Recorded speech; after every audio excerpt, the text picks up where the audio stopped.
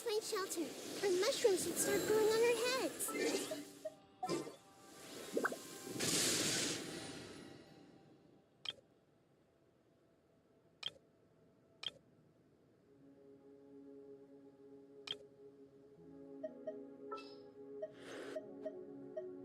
Hey guys, how's it going? Drat. You caught me.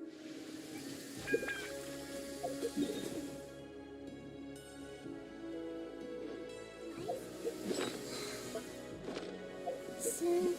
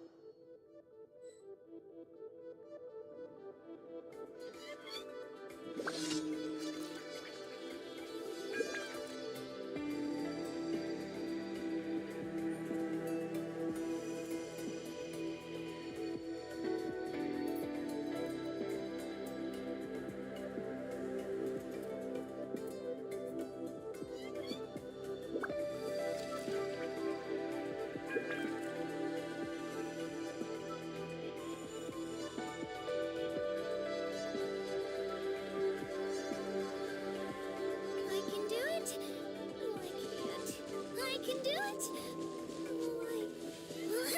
It's fine. I can definitely do it. Right.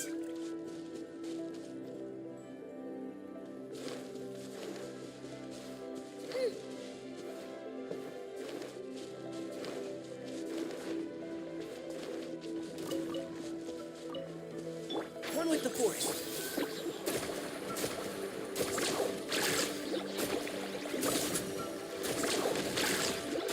Catch an epic wave! Let's get it on! Ha! Spin to win! Woohoo!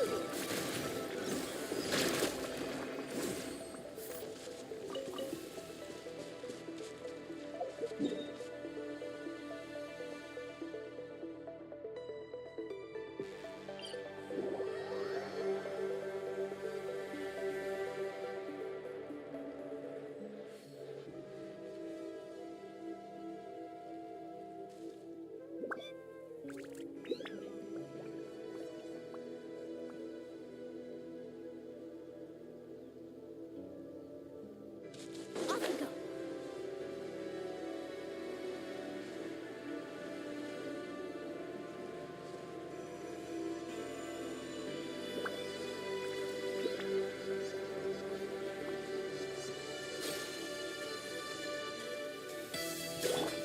Let her rip!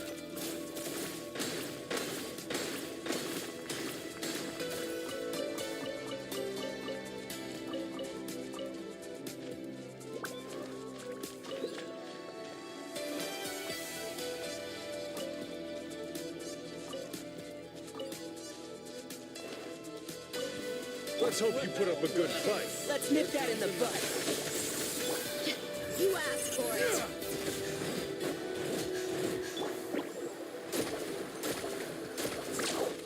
Let's finish this. Let's finish this.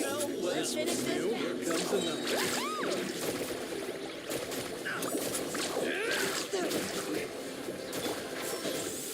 Right here! Clear the area! Buckle up. I'll uproot you.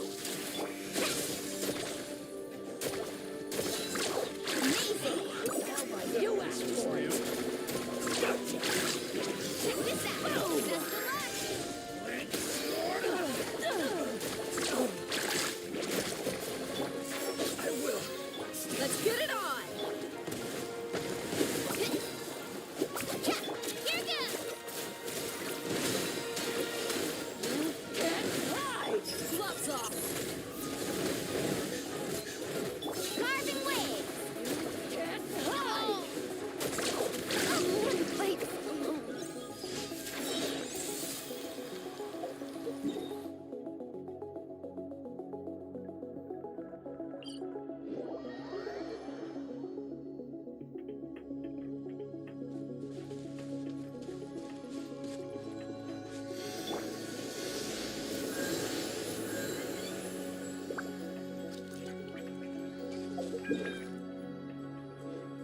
Let's ride!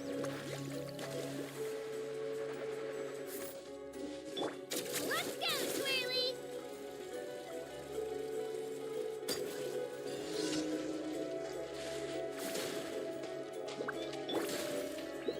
Carving waves!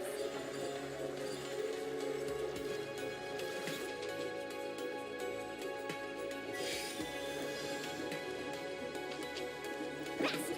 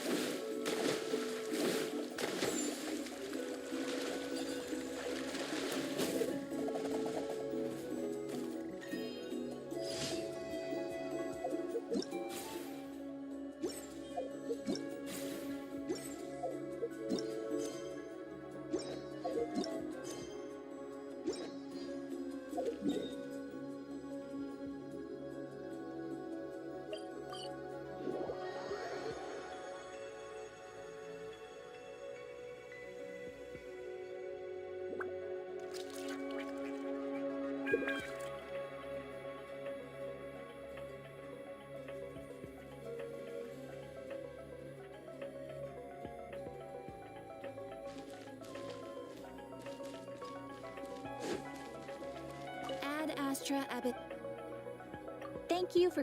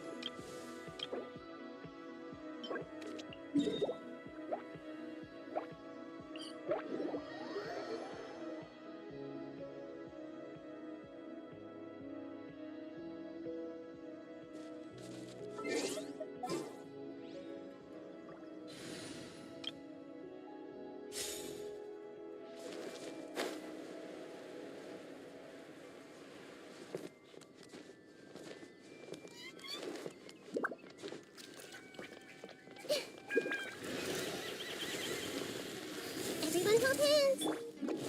Can you almost dodge that? Ah! Jumping on. Yes. The Temple of Wisdom. I'm out of here. What did you do that for?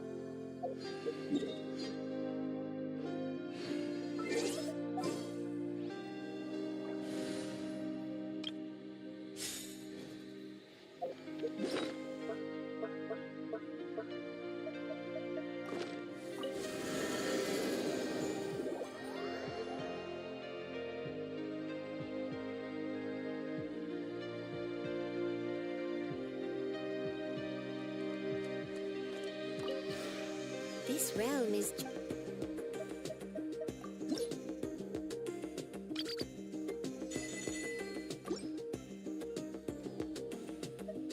If you ever have any...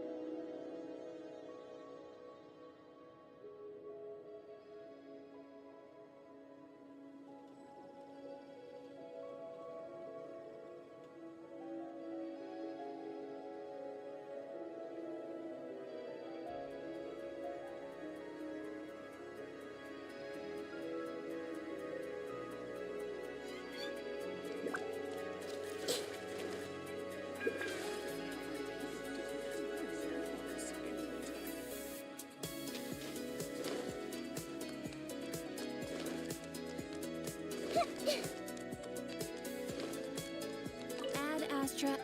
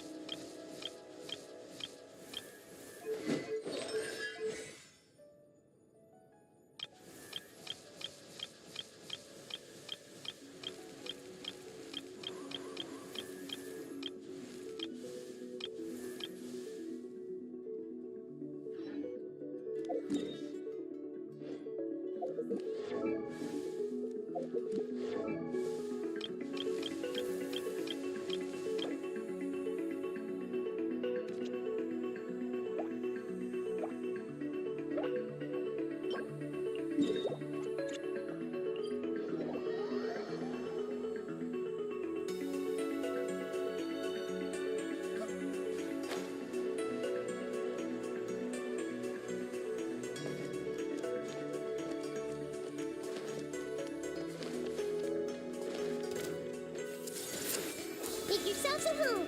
Sparks and flash!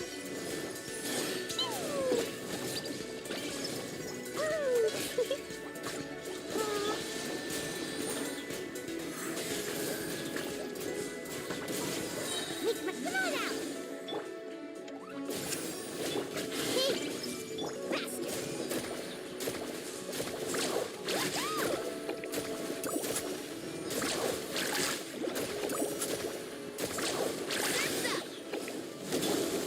I see everything.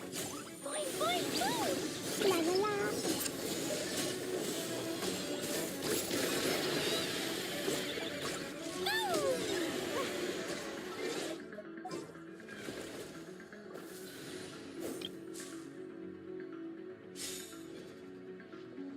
Need a surfboard?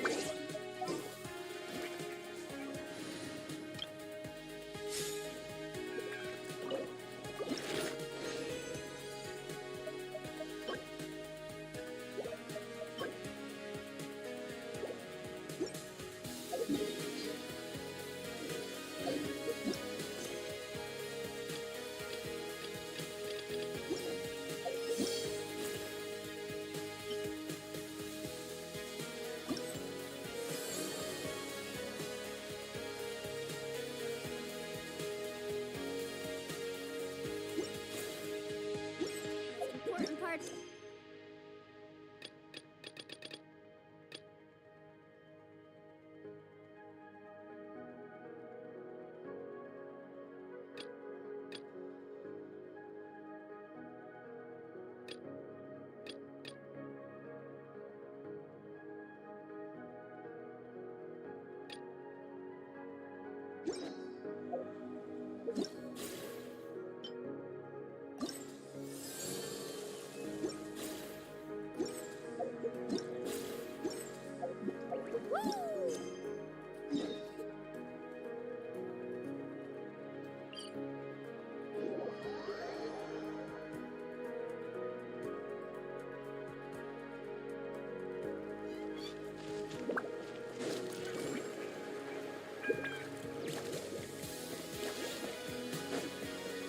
Right here.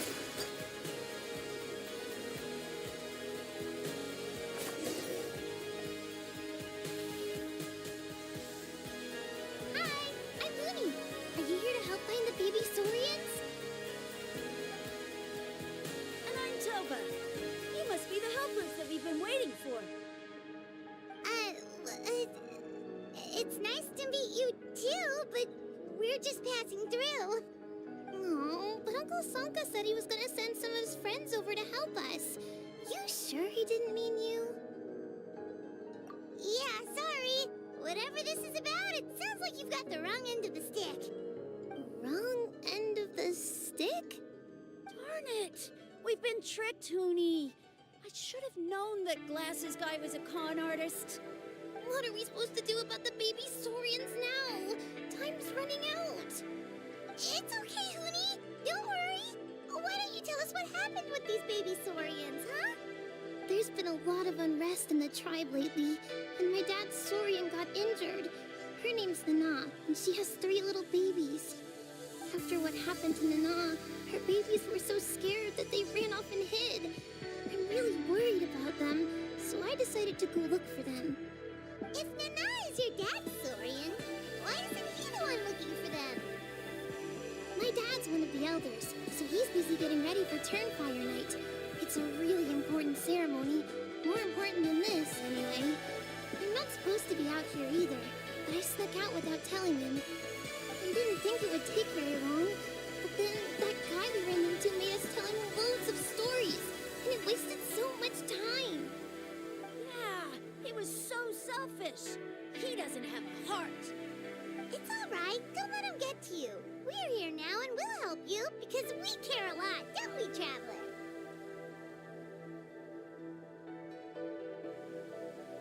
They should be. I already managed to find their tracks, and it seems like they're hiding on the cliff.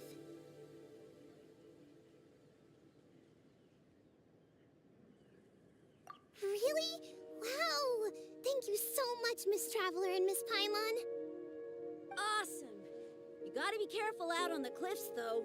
They're really steep. Even grown-ups have trouble climbing them.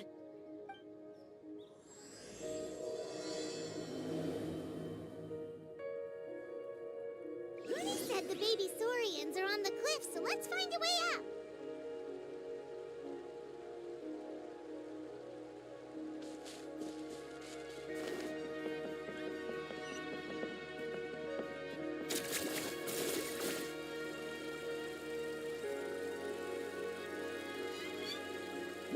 To the top, Twirly! Onward and upward!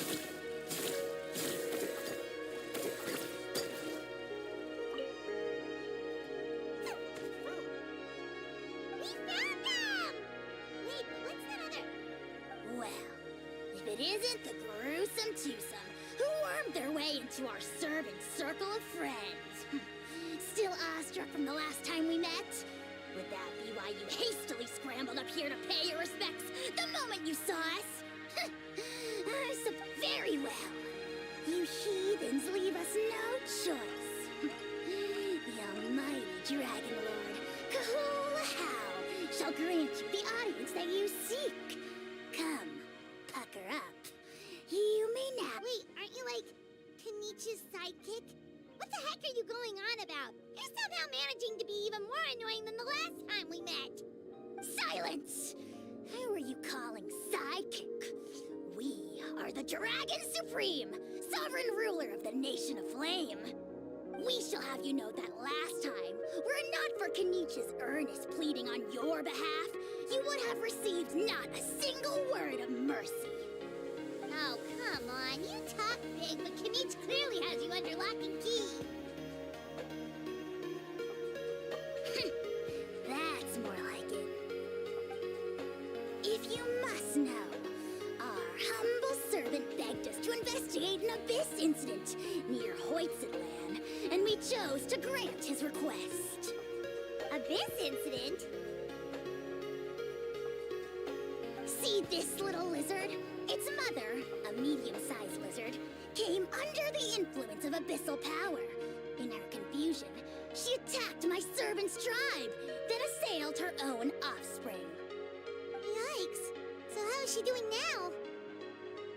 She was but a lowly bug fighting against the power of the abyss. Naturally, she has departed for the Night Kingdom. Such a fragile creature. Apparently, she ended her struggle by leaping from a cliff. Leaping from a cliff? My dear anemic flying ant, as addled with questions as your head may be, please keep them to yourself and wipe that absurd expression off your face. We are the almighty Dragon Lord Kahula-How, not a wish-granting fountain. Anemic flying ant? Huge! Just you wait. Two can play at the ugly nickname game. We sense a faint abyssal energy. An evil sorcerer must be lurking nearby, but they are well hidden. If you encounter any suspicious outlanders, be sure to give them a robust interrogation. Suspicious outlanders? Wait, are you mocking us? Ha! How dare you cast aspersions on your ruler, heathen! You're just lucky that our servant has such vile taste in friends. Otherwise, we would beat you black and blue, and then purple, then black again! If you're not here to kiss my feet, then get out of my sight. Do not impede the work of the almighty Dragon Lord, Kahula-How. Potty mouth on that guy! I'm on a serious! Still, good to know about the abyss threat, huh? Wasn't expecting that. Let's not get sidetracked.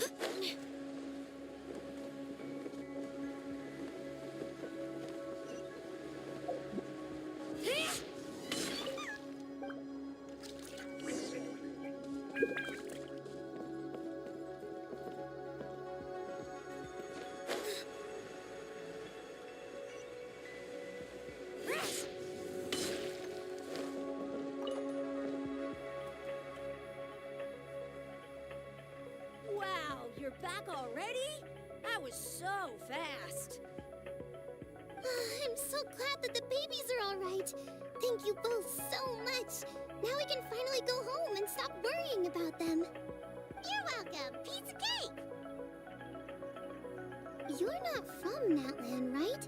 Because your clothes look different than ours.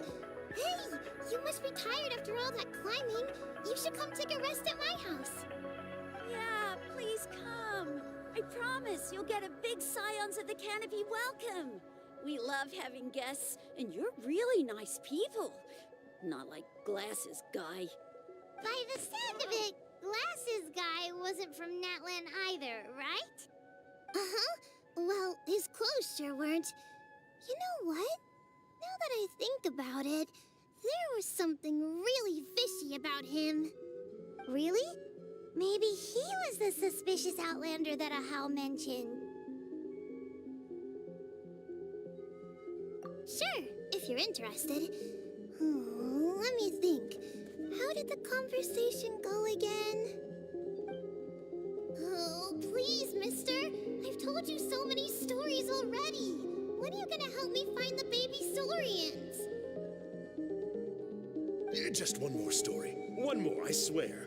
Why don't you tell me more about that ball of fire? I heard that there was a huge transparent ball of fire that used to burn 500 years ago, 1,000 years ago, maybe even further back than that. Oh, you mean Turnfire. That's where the ancient name Mollypo comes from. Oh, wow. So it was the origin of an ancient name. That's impressive. There's a story behind every ancient name. The legend goes that the Turnfire first appeared in the era of the Grand Alliance. It was used by the tyrant Oj Khan to rule over Natlan and oppress anyone who opposed him. Turnfire is different from normal fire. If you get set on fire with it, you'll feel horrible burning pain from behind you, but you won't die from it right away. And whatever you do, you mustn't turn back to look at it.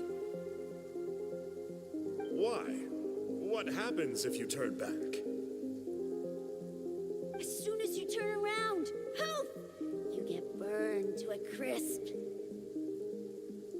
Well, good golly gee. I mean, it's one thing to singe someone's clothes, but burning people alive? That is a big no-no in my book. Right? How nasty is it to burn someone from behind and not even let them turn around to look? Oj Khan really was an evil tyrant. Yes, shocking behavior. Now, let me guess. Eventually, a valiant hero came to save the day? That's usually how these stories go. Good guess, Uncle Glasses. Seems like you really know your stuff. The hero was called Yupanqui. He's the ancestor of our tribe. Yupanqui was friends with Oj Khan the tyrant, and also Shibalanke, the first Pyro Archon. He was working as an ordnance officer for the Grand Alliance at the time. He didn't like how Oj Khan was such a cruel tyrant, so he stole the Turnfire and threw it at the Oj Khan's army. The soldiers couldn't defend against it, and they all got turned to ash. And that's how our ancestors set our people free. But just as he was about to leave the city, he thought he heard Oj Khan calling out to him from behind. It caught him off guard, and he turned around to look. But Oj Khan wasn't there. All he saw was a city burned black, an army in ruins, and giant flames reaching up into the sky. A split second later, the flames he saw burst out from inside his eyes and swallowed him up. All it took was a single glance. As soon as he looked back, he was burned to a crisp. The question is, was this the price he paid for stealing the Turnfire, or the price of turning back? Nobody knows the answer. But the fire that consumed Yupanqui burned more fiercely than any other. It burned for 100 days until it burned a hole right through the ley lines. And then, the flame dropped into the deathly dark Night Kingdom, where it still burns to this day. The grown-ups say that it lights up the path that leads to the next life. But for the dead to be reborn, they have to accept the flames and be purified by the fire first. It's like a final look back at your life, where you have to answer for everything you did. Anyway, that's the story of Yupanqui's Turnfire. Ah, a fine parable indeed. So, is it true? Is it really possible to find this fire in the Night Kingdom? I don't know. I think it's just a story. Either way, I assume this name has been passed down in your tribe ever since? Sure has. It went to Burkina, the hero that we celebrate on Turnfire Night. But that was 500 years ago. Yeah, and now it belongs to Kanich. So we often call him Malipo Kanich. Kinich, huh? All right, Uncle Glasses, that's enough stories. Now, can we please go find the baby Saurians for us like you promised? I would, but doesn't the legend of the Turnfire teach us not to look back? Let's not go dredging up the past. Tell me more about this Kinich guy. One more story, I swear. Starting now. No?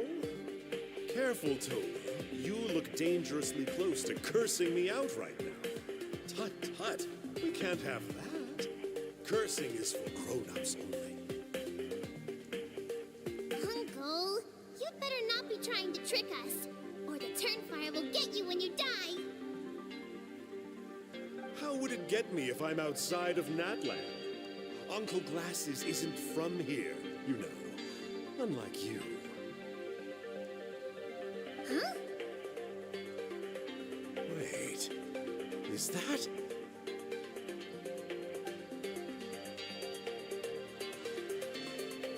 All right, kiddos. I'm a man of my word. Two of my friends are on their way here, and, yeah, they'll help you out on my behalf. Work them like dogs, okay? That's what they're here for. Don't go easy on them just for my sake. Really? Well, first, can you tell us your name? We met at the foot of this cliff, so with the peaks, let's go with Sanka. Seriously? If you don't believe me, turn around and see for yourselves. They're right behind you. Huh? Where? Oh, wait! Uncle Sanka, where did you go? Yeah, definitely a fishy character. It sounds like he was digging for info about the ancient names. Yeah, and not only that, but he betrayed us too. He'll pay for this. All he got out of us was some stories, though. What's the worst that could happen? Traveler, maybe we should go tell Kanich about this. Ahau says he's investigating it, but he's a bit of a loose cannon. We probably shouldn't take him at his word. Huh? You know Kanich?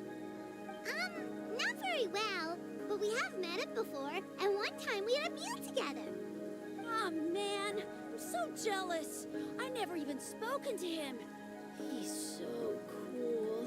He's the Saurian hunter, and he has a really awesome ancient name. Me neither. I don't think my dad really likes him, though. He always tells me to stay away from him.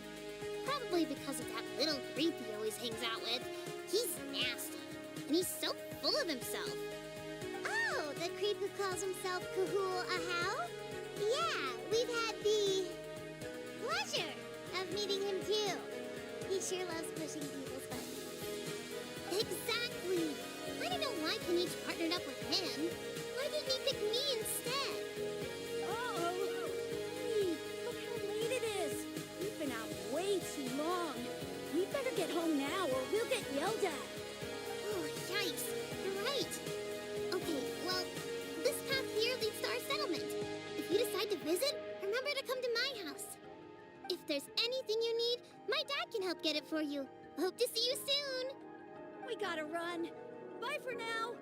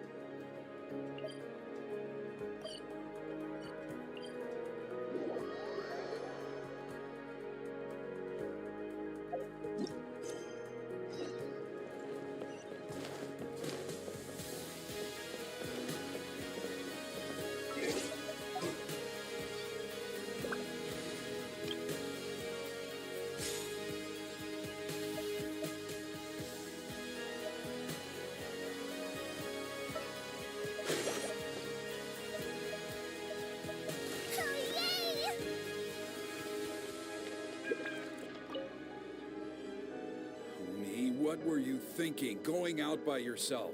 Don't you know how dangerous it is? It's okay. Toba helped me. And we met some kind strangers who helped us. And Kind strangers? What made you so sure they were so kind, huh? Oh, I suppose they had kind stranger written on their foreheads? yeah, actually, they did. In big, bold letters. Don't talk back to me. The Mountain King problem still hasn't been solved. What would I do if I lost you too? No dinner for you tonight. They were good people, Dad. Dinner or no dinner. Hello again, Hoonie. It's Miss Paimon and Miss Traveler. Dad, it's them. They're the ones who helped me. And I promised we'd take care of them if they came to visit. Oh, so you're the kind strangers. Well, I'm Trinidad. Apparently, you helped my daughter today, so if there's anything you need, just ask. As an elder of the Scions of the Canopy, I've got some influence around here. Now, I trust that you're sensible people who know better than to take advantage of their host's generosity.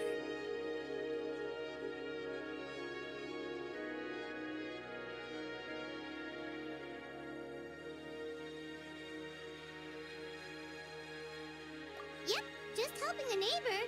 We're not looking for anything in return. Oh? Well, let's hope so. Dad, please. They're not bad people. They've eaten at the same table with Kanich before. Be nice to them. Kanich! Wait! I heard that two mysterious travelers from afar showed up at the Stadium of the Sacred Flame. Are they you?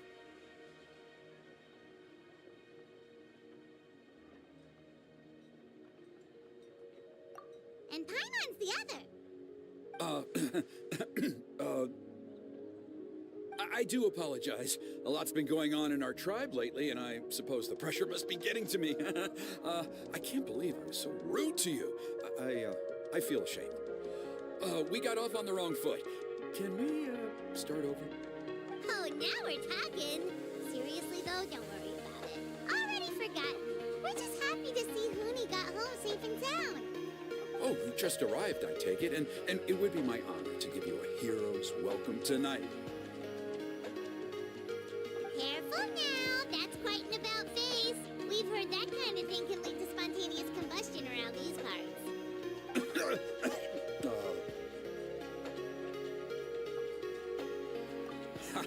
My dear traveler, you are very perceptive indeed. Go inside now, Hoonie. Dad's got some important business to discuss. Okay. Look after Miss Traveler and Miss Paimon. They're very special guests. Well, we'll hear you out, but we can't make any promises that we'll be able to help. Well, this is a matter of utmost importance. Please, allow me to explain. For many years, our tribe has celebrated the Turnfire Night. It is a traditional ceremony among the Scions of the Canopy in which we remember our ancestor, Burkina, and his companion, Kangamato, the Mountain King. Burkina was a hero who bore the ancient name Malipo, and Kangamato was a powerful Yumkasor warrior. Together, they fought against the Abyss. They were victorious, but it came at a great cost. Burkina paid with his life. The Mountain King survived, but was contaminated by the Abyss, and he remains in hibernation to this day. Normally, Yumkasors never live longer than a century. It is possible that the Abyssal power is responsible for his unnaturally long lifespan. Oh, that's right. The Mountain King is a living symbol of our glory, but even this glory comes at a price. The abyssal power inside him is highly sensitive, and when it is disturbed, he awakens and flies into a blind rage, attacking anything that moves. So, besides the ceremony, another important part of Turnfire Night each year is cleansing the abyssal power inside the Mountain King so that he will remain sound asleep. However, Abyss-related incidents have been on the rise in that land lately, as I'm sure you're both aware. As a result, it has become increasingly difficult to keep the Mountain King in hibernation. Only 5 months have passed since the last Turnfire night, and he's already showing signs of instability. Has he woken up again? He has. We managed to contain the situation by performing a makeshift ceremony right away, but it was a close call. He could reawaken at any moment. Also, he attacked and wounded my companion, Nana, during the ceremony. She became contaminated by the Abyss as a result, and... We heard. Such a tragedy. We're really sorry for your loss. Yes, and Nana wasn't the first. Anyway, right now we're preparing for an exceptional Turnfire Night ceremony, and we need to find a suitable flame bearer. From what I've heard about your adventures, I believe you would be perfect for the role.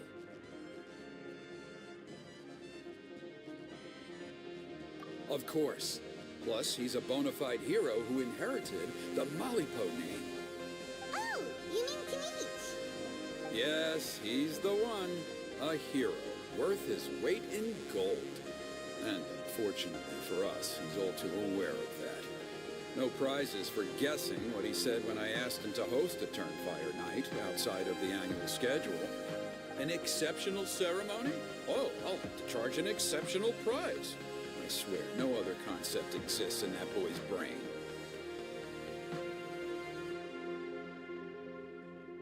I'm not the one to usually talk about people behind their backs, but I'm convinced the Wyup got hit on the head and took a wrong turn the day it chose to give that ancient name to him. I mean, have you ever heard of a hero whose mantra is, "What's your asking price?"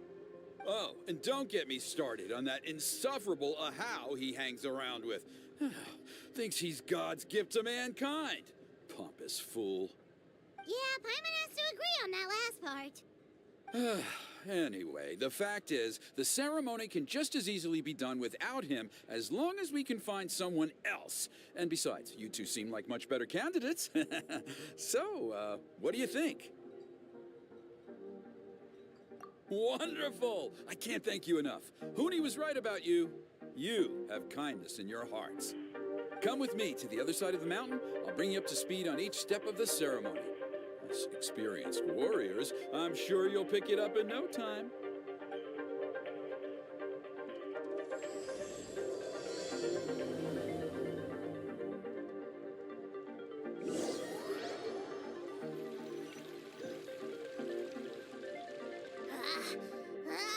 Achoo! Versus... Who dares insult the great Kahul Ahau behind his back? Oh, great Kahul Ahau, bless you. Shut your filthy mouth, worm of the abyss! Your putrid words defile the air we breathe. You make the almighty Dragon Lord, Kahul Ahau, sick to the stomach! Speaking as a member of the Abyss Order, that's music to my ears. Exactly the kind of reaction we're going for. But on a personal level, I gotta say, it's pretty hurtful. Ugh, never have we heard such brazen blustering from someone who is inches from death! Up yours, Four Eyes! We spit in your face! Okay, well, that I am at a loss to explain. How do I manage to stay so chirpy and cheerful? I can only guess it's some kind of powerful magic. But I digress. Mr. Kinich, I admit it, you, sir, are a legendary hunter. Still, the only reason you caught me is that I was reluctant to run away. You see, I'm very interested in the lore of your tribe. Kay?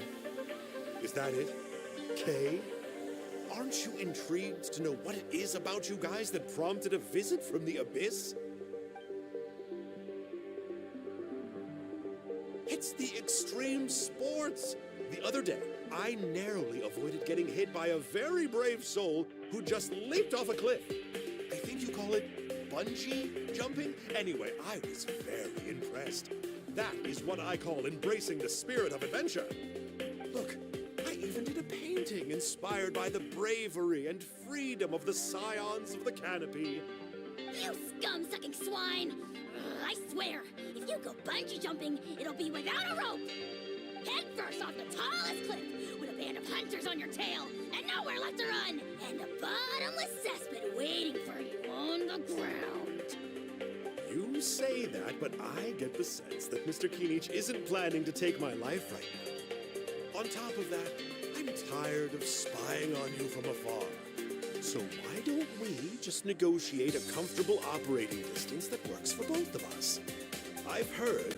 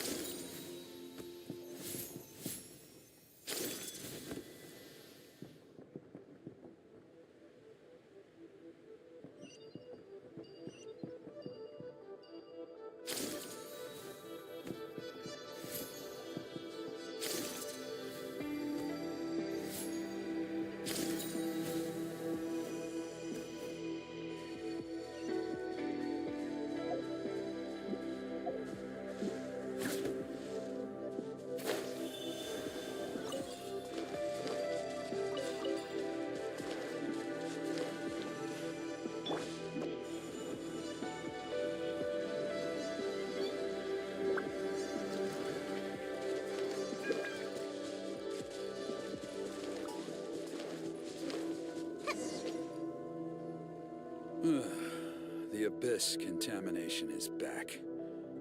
No surprises there. No doubt that explains the Mountain King's recent activity. See those torches over there? Those are the Sacred Flame offshoots that we requested from the Stadium of the Sacred Flame. They contain the power of the Pyro Archon. Are you saying that the Sacred Flame and the Turnfire are the same thing? Well, for ceremonial purposes, at least.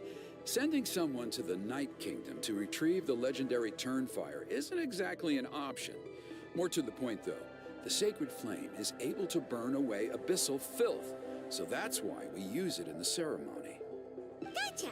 So basically, we just need to clean up the filth with the Sacred Flame. Well, that's one part of it, yes, but the complete ceremony is a bit more complicated than that. First, the Flame Bearer must collect a kindling of the sacred flame from the starting point, then use a grappling hook to fly up into the sky and light each of the sacred flame pillars. Then, they must go down into the canyon, all the way into the cave where the Mountain King slumbers, lighting braziers and the final altar along the way. The most skilled flame bearers can accomplish all of this without touching the ground once. As much as I hate to admit it, Kinich is capable of this. Wow!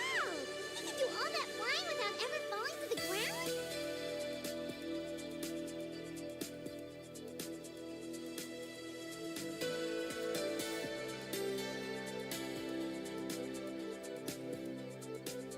Well, of course Paimon can. It'd be much harder for you guys. Well, don't worry. It's not a requirement of the ceremony. You're allowed to touch the ground. The only thing you're not allowed to do is turn back. The flame bearer must always keep moving forward. You can't skip a pillar and come back to it after lighting the next one. To do so would be to disrespect our ancestors. So, what actually happens if you do turn back? Surely the fires don't just go out. If you're not careful, you might get burned. What about today then? Does the same rule apply? Oh no, don't worry. Today is just a practice. The order doesn't matter. You just need to take the sacred flame, cleanse the filth, then go light all the braziers. Are you ready?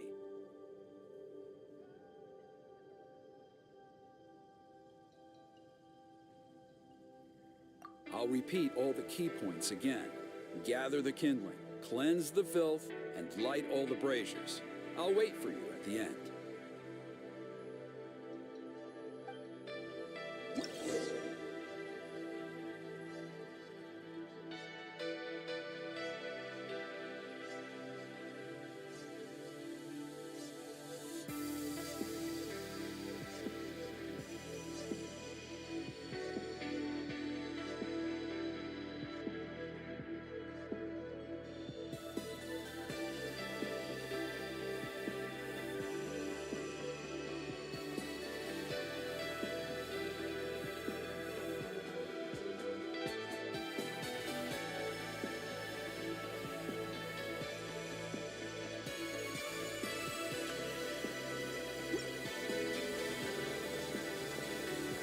Alright, let's use this kindling to complete our mission.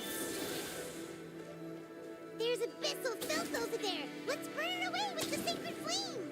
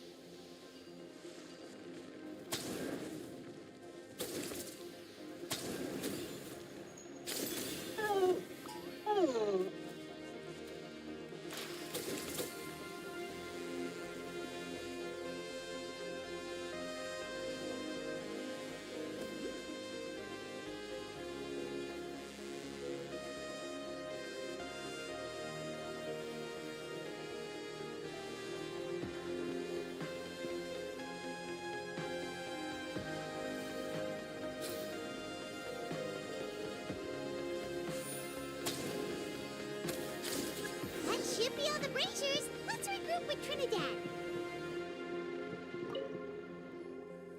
I knew I was right about you. You have outperformed all of the other previous candidates. If there was an ancient name for outstanding flame bearers, I'm sure the Wyab would consider you for the honor.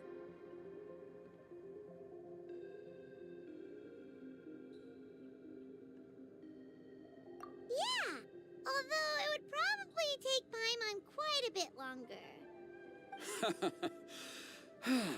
All right, now there's still a few days left until the ceremony, and I should probably get back so I can inform the chief and the other elders that I have found the flame bearer we need.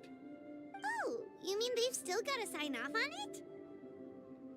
Some of them are still hoping we can come to an agreement with Kanich, but that's only because they haven't seen you in action. Still, I'm the one responsible for securing a flame bearer, and my recommendation is you. Just for Paimon's own peace of mind, are you sure it's not going to be a problem having Outlanders take on such an important role in your ceremony? See that place over there? There was a time, long before the age of Burkina and the Mountain King, when we, Scions of the Canopy, called that our home. After a period of upheaval, our ancestors were forced to move away. Now, it has become a place where our youths go to develop courage and kindle a spirit of adventure. If we fail to keep the threat posed by the Mountain King at bay, it might not be long before we have to move again and find a new home. So, to answer your question, I think everyone will agree that you are the right choice. Fair enough. Desperate times call for desperate measures. I'll need you to drop by my place at some point before the ceremony, if that's all right. There are still a few final details that we need to discuss. Okay, see you later then. You have my gratitude.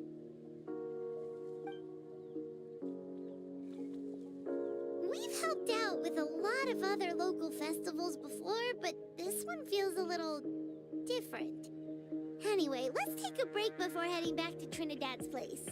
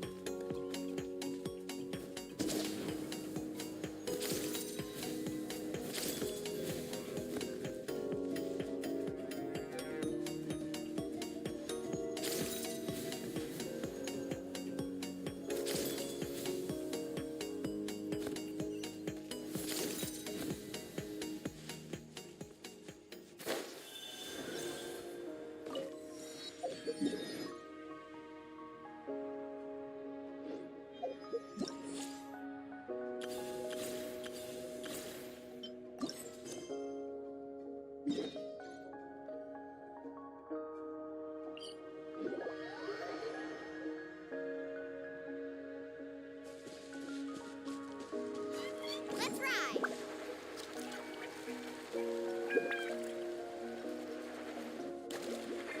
Right here!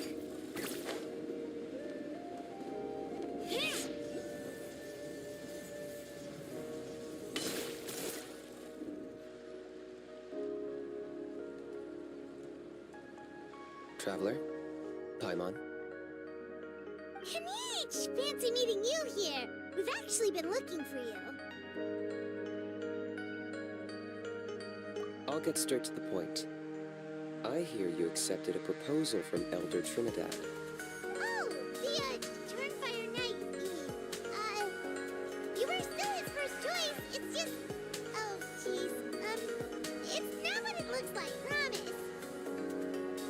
Chill, it's cool.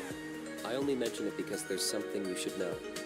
And I suspect Elder Trinidad hasn't been completely forthcoming with you. His true intention is to resolve the Mountain King problem once and for all. Once and for all? You mean this'll be the last Turnfire night ever? That's right. He wants to use you to send the Mountain King to the Night Kingdom. To the Night Kingdom? You mean... To his death. Whoa, are you serious right now? You shouldn't go blurting out accusations like that. It could get you in trouble. Too blunt? Okay. I'll phrase it more gently. There is potentially a possibility that Elder Trinidad may be hoping that during the course of the ceremony, you kill the Mountain King dead. But that's ridiculous. He told us the Mountain King is a living symbol of your tribe's glory. And that glory comes at a price. Oh, that's right. The Mountain King is a living symbol of our glory, but even this glory comes at a price.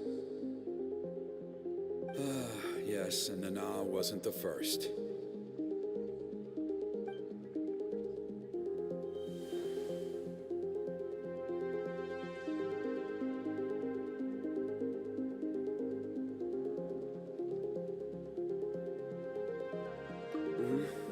She likely won't be the last to lose her life either.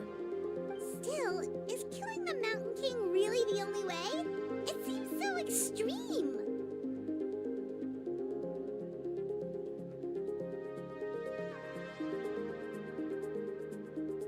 The Mountain King is a unique case when it comes to abyssal contamination.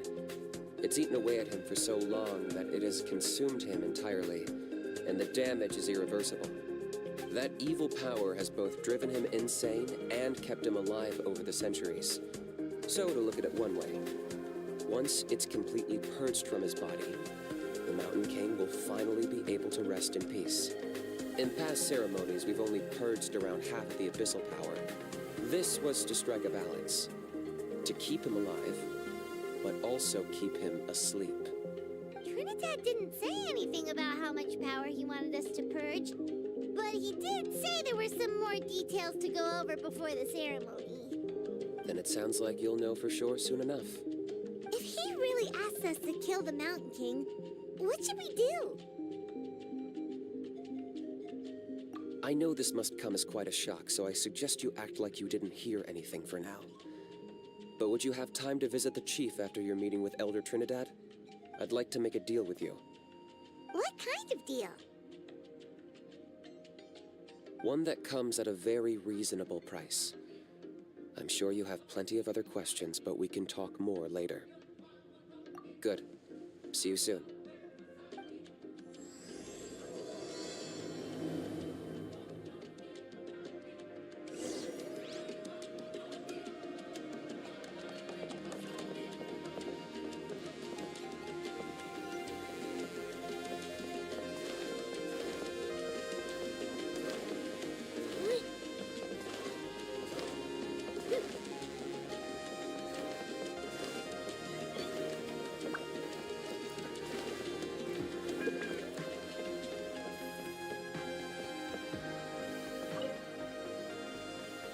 Mighty Outlanders, you have returned.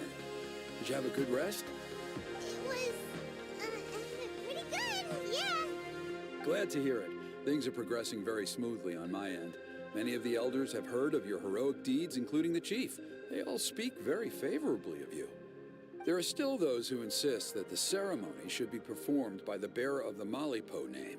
But they're just stuck in the past. We need to move with the times. Plus, Kanish doesn't want to do it anyway.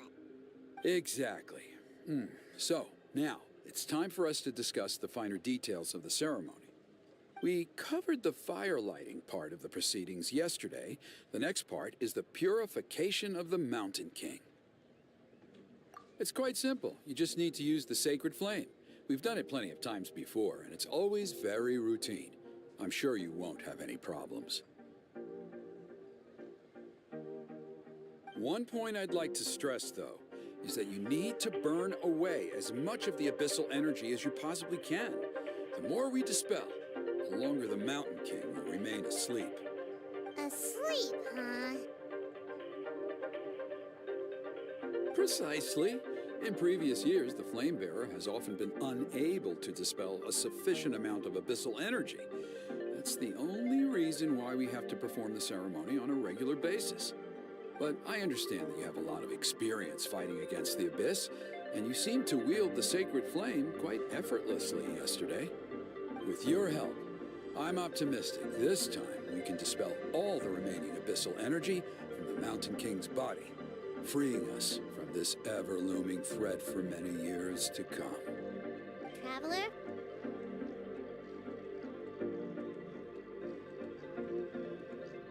So this doesn't faze you at all, huh? You clearly have a lot of confidence in yourself. If that's all you really need to know, the ceremony's in 3 days. I'll come and fetch you when we're ready. In the meantime, feel free to take a look around our settlement. It would mean a lot to the elders if you got to know some of our people. And if you wouldn't mind helping them out with a few errands here and there, that would be even better. So now we have extra errands to run? Maybe we should add a little extra to the price. Just a humble suggestion, that's all. It will help you gain the respect of our people, and as a mighty hero, I truly believe that's what you deserve. I'll be sticking around for the next few days, so if you have any questions, you know where to find me. Seems like Kenichi was right. We should go meet up with him right away.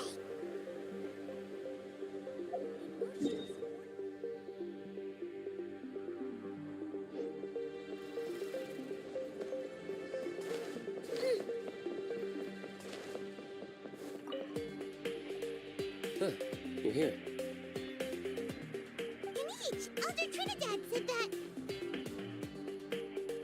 I can tell. It's written on your faces. Is that the Traveler in Paimon? Forgive me for not being there to welcome you on your arrival. That should have been my duty as chief. Hello, Chief Waina. I only heard the news from Trinidad yesterday, so I asked Kenichi to invite you over for a quick chat.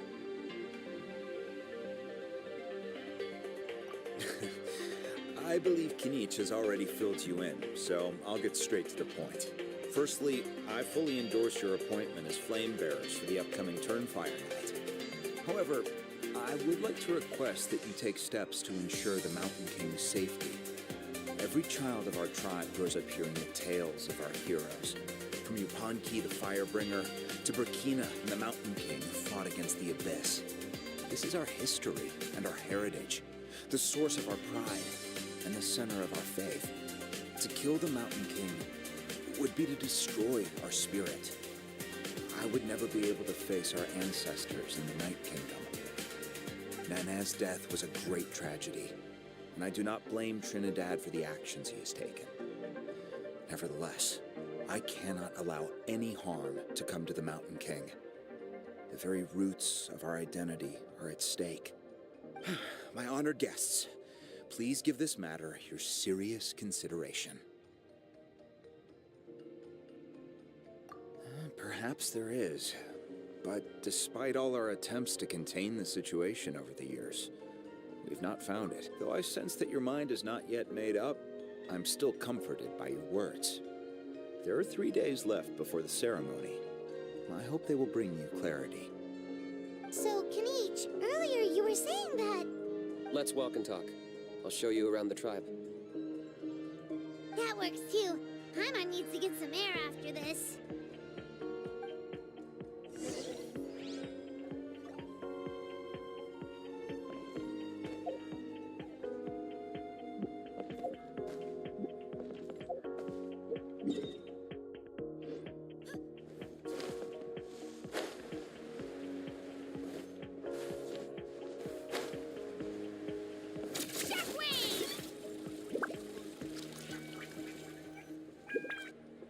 Kenichi, Paimon finally understands why you turned Trinidad down. You knew what he was planning, didn't you? That's why you didn't want to be the Flame Bearer this time, because it's a double-edged sword. The whole Mora thing was just a sneaky excuse. Double-edged sword is right. But my response wasn't merely an excuse. To solve this exceptional problem, an exceptional price must be paid. I'm working on it. Really? Well, come on then, let's hear it. In a moment. Didn't you have a question you were about to ask me? Oh, yeah. What was it again? Oh, right. We need to talk about how he's completely unhinged.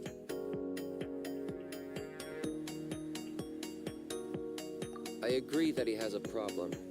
He needs disciplining, so I hired him a teacher. You got him a teacher? Oh, Paimon would love to see him get scolded for bad behavior. Anyway, moving on. When we ran into a house, he said you two were investigating some abyss thing together. Is that related to the whole Mountain King situation? Yes, that's the angle I've been working on. I'm a Saurian hunter, but I occasionally hunt the abyss too. One time I was pursuing some purple demonic dogs when I accidentally entered a hidden space. I did some research after the fact. Apparently they're known as beastly rifts, and there are many of them of all different sizes. That's where those purple dogs were coming from. So, if we can locate one of these beastly rifts, clear the monsters out, and move the Mountain King inside, he'd be able to continue living, but without posing a threat to the tribe. Whoa, that sounds kinda crazy. Would it really work? It's not without its risks, of course. There's a lot of unknowns in the equation. For instance, for all we know, a prolonged period inside the rift could make the Mountain King's condition worse. Still, we desperately need something like this, even just as a temporary measure. You've seen the conflict the issue is causing in our tribe for yourselves, and believe me, it's been a long time coming. The chief is adamant about keeping the Mountain King alive, whatever happens. Paimon can understand. It's less about the Mountain King and more about preserving your culture and heritage. Yes, but on the flip side, you've got people like Elder Trinidad, who is more concerned about protecting the people he cares about now and into the future. And he has every right to take that view. It's one thing to try and preserve the last remnants of a glorious past, but making your kin pay the price for it? No one can seriously tell them that's a fair trade. You're right. There's no easy answers here. Let's leave that to one side for a moment and assume we go with your plan. How do you actually intend to find one of these beastly rifts? Because at least in our experience, the dogs open the rifts when they want to attack us, not the other way around. I think I know a way. You have any better ideas? Not at the moment, but it just feels like using the power of the Abyss for our own ends isn't gonna end well. After all, the Abyss is what turned the Mountain King into a monster in the first place. People are gonna think you've lost your marbles. If it doesn't end well, then that's the price we pay. Everything in the world comes at a price. Even when Yupanqui, the Firebringer, stole the Turnfire, it cost him dearly. The Mountain King's erratic outbursts have brought tensions within the tribe to a boiling point. Unless this gets resolved quickly, everyone will be stuck in a stalemate. All right, so what's this deal you wanted to make with us? We're hardly experts on exploiting abyssal power. All I need you to do is keep people away from me. I'm getting harassed on a daily basis by people trying to convince me to be the flame bearer. I can't afford to waste all my energy dealing with them. If you help me out, there'll be a gift for you in return.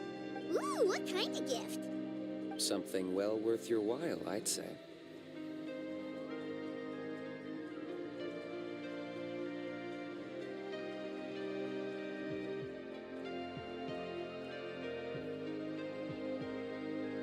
Just keep doing what you've been doing. Integrate yourself with the tribespeople, so everyone comes to terms with the fact that we have a new flame bearer. That way, I won't have an endless stream of people coming to beg me to join the ceremony, and I can focus on finding a way to summon the beastly rift. Then, when the day of the ceremony comes, we'll move the Mountain King into his new home. Still sounds pretty crazy. Even for a daredevil like you, that's dangerous. And even if it works, what if neither Chief Lina nor Elder Trinidad are happy with it? Have you thought about what you'd do then? At least the two of them would finally be on the same side of the issue, leaving only me on the opposing side. The tribe needs leaders like them far more than a Saurian hunter for hire like me.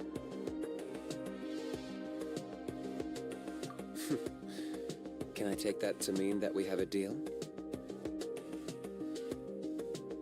For sure. And who knows? Maybe we'll come up with an even better solution to all of this in the next couple of days. Great. Well, for the next couple of days, please spend some time among the tribe and lend a hand wherever you can. I'm sure everyone will be swept off their feet when they meet our new flame bearer. Good luck to us both.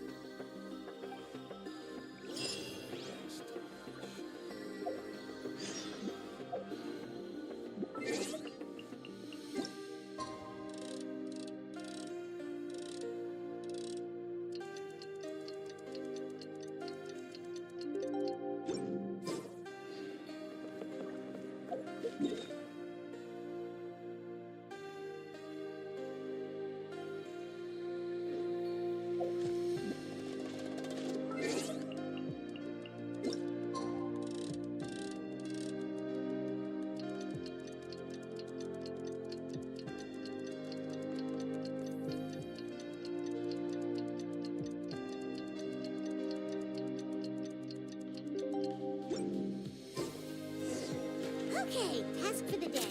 Meet the tribespeople and take some heat off of Kenichi's back.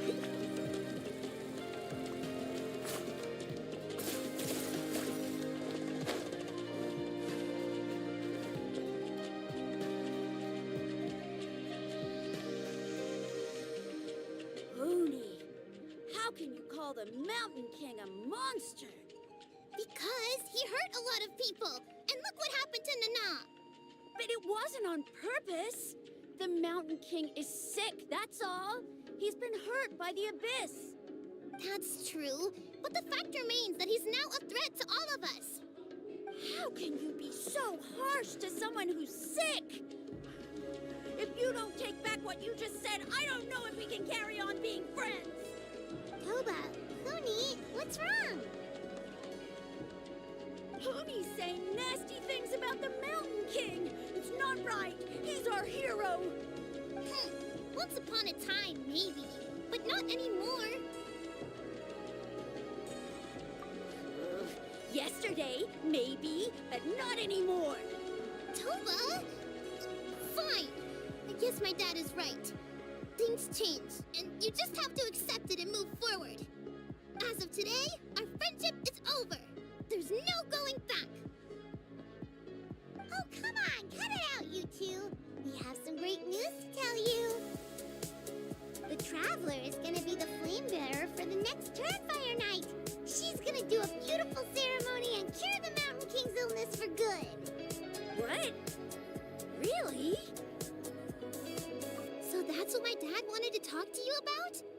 To be fair, from what we saw the other day, you are pretty good at climbing cliffs. Probably just as good as Kanich. Wait, speaking of Kanich, where even is that guy? Oh yeah, good question. Is he not coming to the ceremony anymore? We can get him to come, but if he catches you two fighting again, he won't be happy. He'll be sure to give you both a piece of his mind. No, we can't let that happen. I've never even spoken to him before.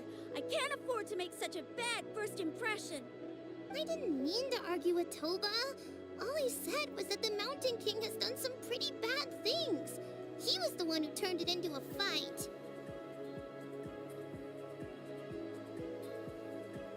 Yeah, if you weren't friends, there's no way Toba would have come to look for the baby Saurians with you. All right. Well, because it's the Traveler and Paimon and Kanich, I'm sorry, Toba. I'm sorry for all the mean things I said about the Mountain King. Dad just really misses Nana, and I was really upset that she's gone, too. Huh? Oh. I shouldn't have spoken to you the way I did either. It wasn't very nice of me. For the Traveler and Paimon, Kanich, and for Nana. I'm sorry too, Huni. That's more like it. Now you're best friends again. guess so. Toba, if I ever say something mean about the Mountain King in the future, I'll make sure I say it to someone else, and not you. I'd better go buy some colored cloth for my dad now. He needs it for Turnfire Night. Let's play again some other time. See you, Toba. See you, Traveler and Paimon. Okay. I'll head home as well then. See you next time. Okay, take care, you two. Even though they said they're sorry, it looks like their friendship isn't as strong as it was before.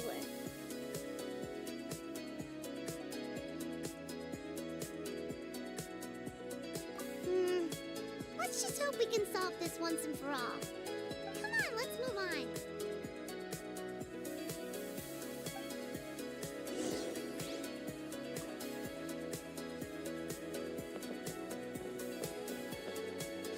Huh? What's going on over there?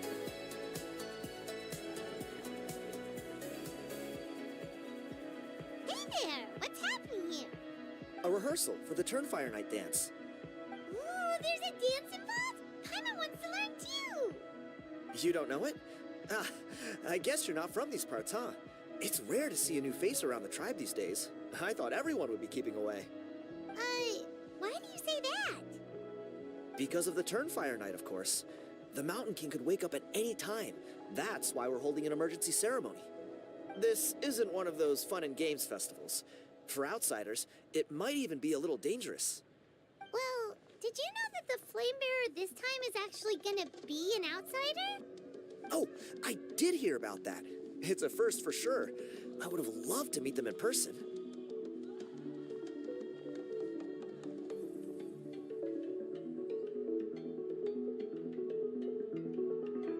What? Oh, it's you? Man, oh man. Well, this is a nice surprise. It's funny, I was just thinking that I'll probably miss out on meeting the new Flame Bearer since I'm not taking part this time around. Then suddenly, there you are. Must be my lucky day. You're not taking part in the Turnfire Night? How come? You're not an outsider too, are you? You must be joking. Watch this.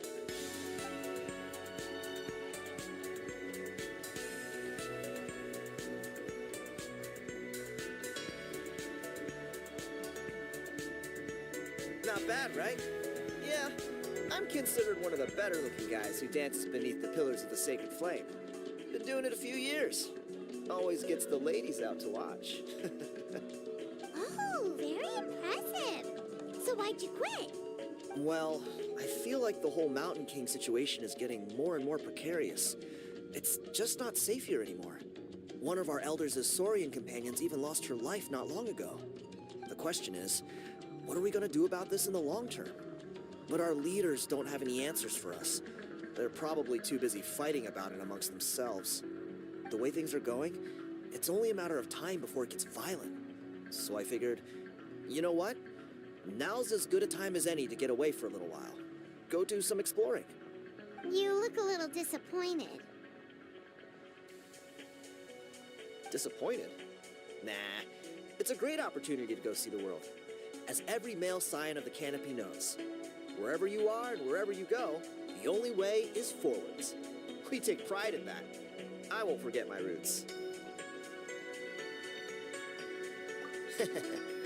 I managed to get in touch with the Saurian Relics Association. They gave me a simple test. Find a decent quality relic, and they'll make me a member. What's the Saurian Relics Association? You've never heard of it? It's a group of amateur history enthusiasts who do research on the ancient Saurian era.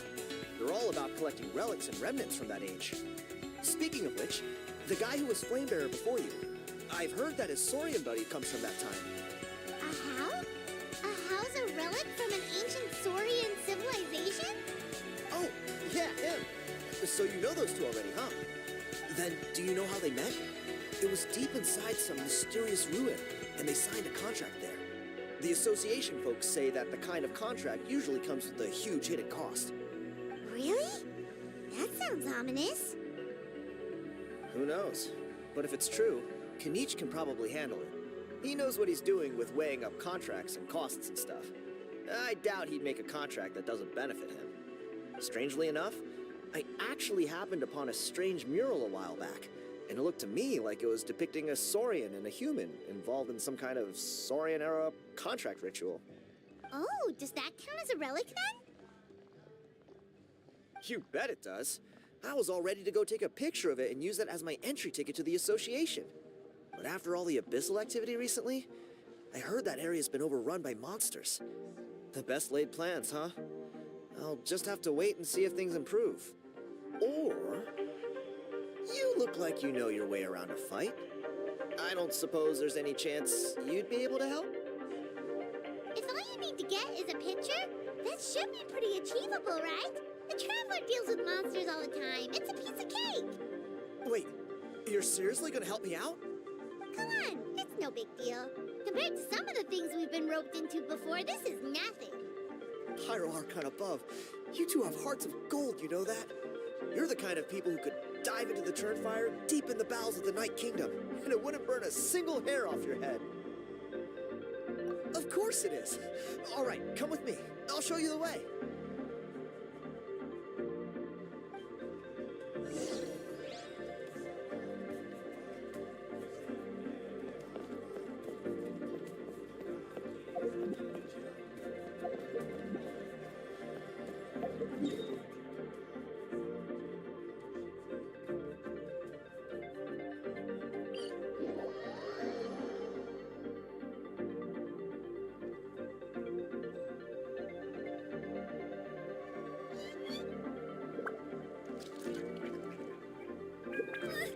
I just saw a brick that wasn't properly What do I do?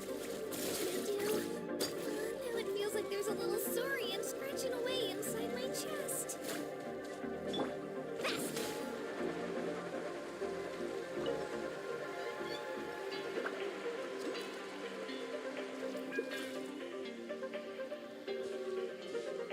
There it is. It's inside these ruins. As you can see, the place is crawling with monsters. All right then. Stay back and take cover, Tiago.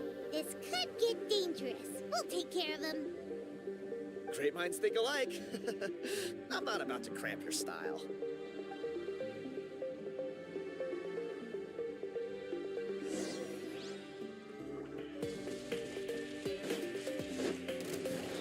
I see everything. The Temple of Wisdom.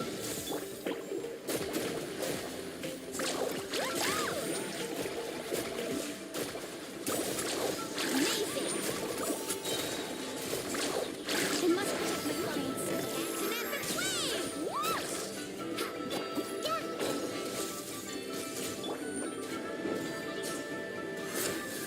Can't touch me. Sorry, I pushed myself too hard.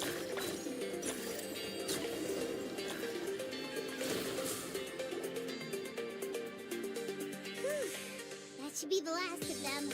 It's a good thing Tiago had the sense to stay in his hiding place, or things could have gotten really hairy for him.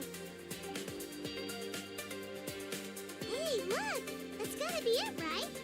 Definitely looks like a mural. True.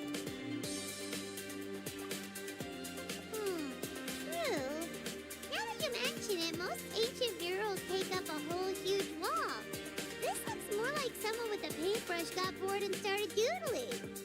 It does match the story he told us, though. There's a Saurian and a human. So, is that supposed to be what an ancient contract ritual looked like? Whatever. We're not here to decipher it. Just photograph it.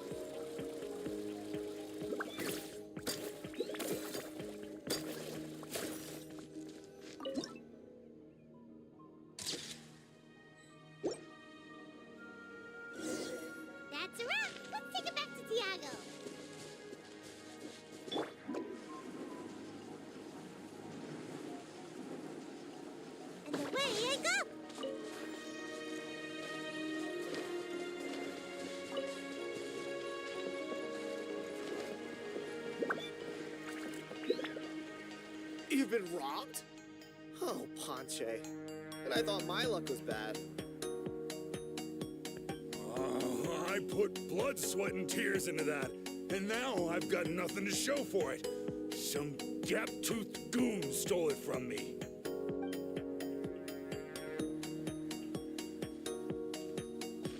Tiago, is this the picture you were looking for? Let me take a look. Yep, that's the one. Pyro Archon above, you two are superhumans. Hey, Ponche, come and say hi to these guys.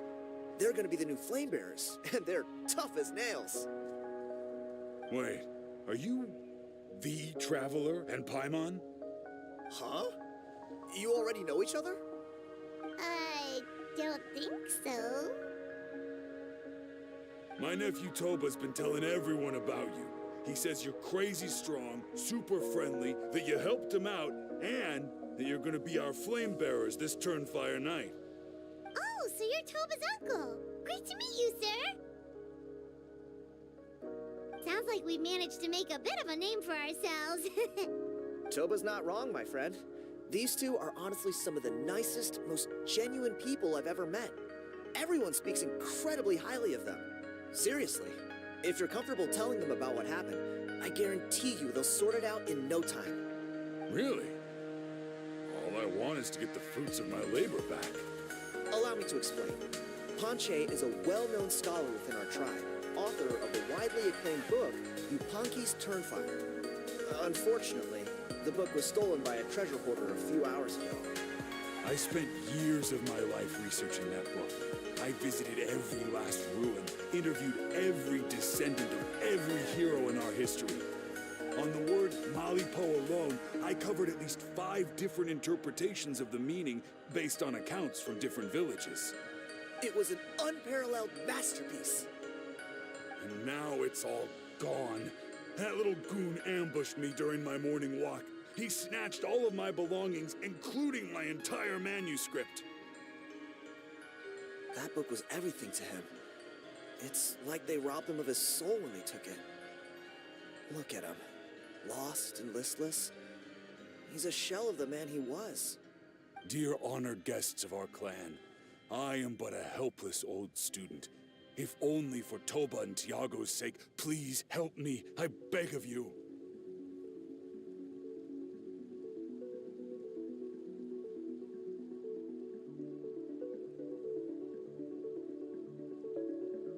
See what I mean, Ponche? Now you've run into these two, your luck's about to change, big time. I don't know if he's still there, but come on, I'll take you.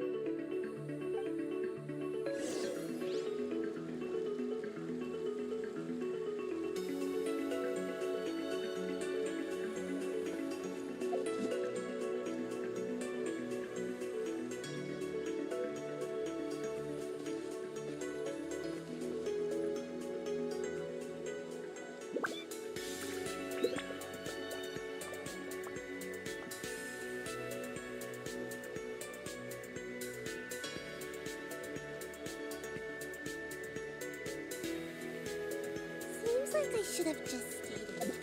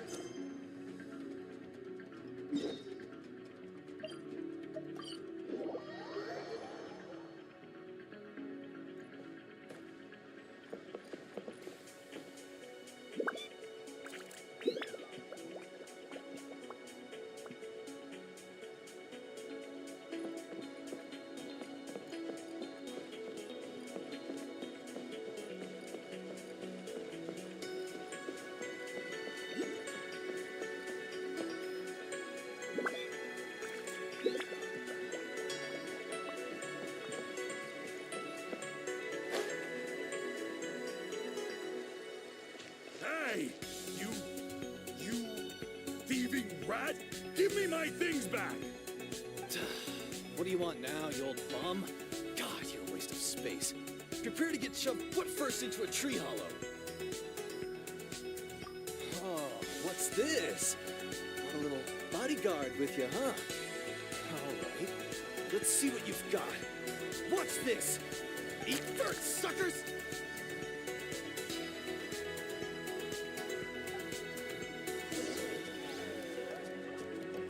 Hey, he's trying to get away! You good? Let's chase him down!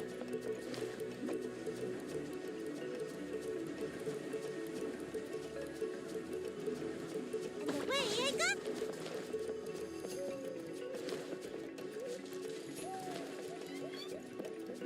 Carving waves!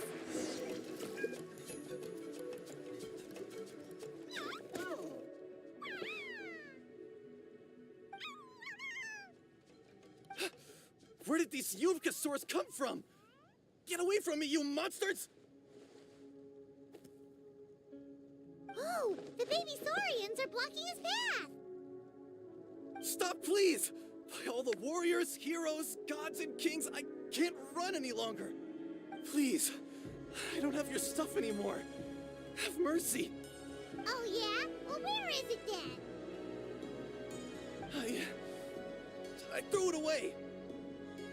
You threw it away? The old bum's bag didn't have a single mora in it. Just a tatty old book, worn out pens, and some old rags. All that time lying in wait was for nothing.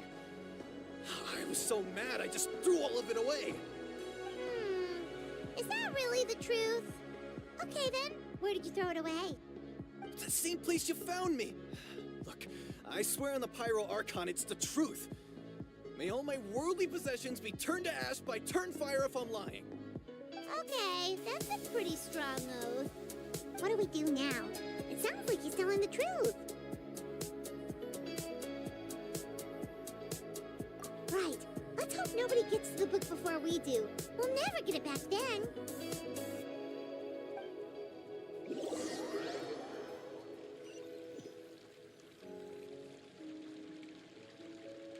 Although the Turnfire is a heroic symbol in Hoytzatlan, it always comes with the more ominous implication of eventual tragedy.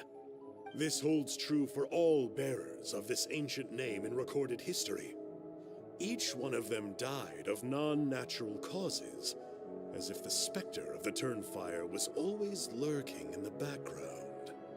This appears to suggest the existence of some higher power that is always watching the name-bearer, examining their actions, and eventually demanding payment in return. None can escape this payment, unless, perhaps, they could honestly swear by Turnfire to never make a single mistake in their entire life. Yupanki's Turnfire. What an incredible work on ancient name philology. I can't believe it was just lying there for me to take. Let me see. The author is Hanche. Nice. A gentleman and a scholar. Silence, book muncher. The great Kahula will suffer your droning voice no longer. Do you truly find no joy at all in perusing such rich historical records? Joy? What joy is there in this pointless drivel? Well, it makes a pretty shocking prediction. Every bearer of the ancient name Malipo eventually meets a grisly end. Maybe that's the price you pay for the name that means price? What? You're saying Kenichi will die a violent death? So I'll finally get to take over his body? When will that glorious day arrive? The great Kahula demands to know! Wow, you are just irredeemable, aren't you? An agent of chaos down to the core. You make us Abyss Order folks look like saints in comparison. Silence, maggot! To presume that anyone compares your kind with the great Kahula is sheer vanity. And if that day ever comes, oh, your doom will soon follow. You don't need to lecture me about Doomsday. Here's what I know, based on countless historical texts. All civilizations will be reduced to rubble by the passage of time. From ancient kingdoms to heavenly thrones to worlds beyond, there are no exceptions. But from the ruins of every civilization, the dust will rise and never settle, thus transcending the confines of time. That dust is what we call a civilization's spirit. And you, great Kahul Ahau, are one such speck of dust from a bygone age. I've paid dearly for the chance to observe you up close. Now, let me take a good look at you.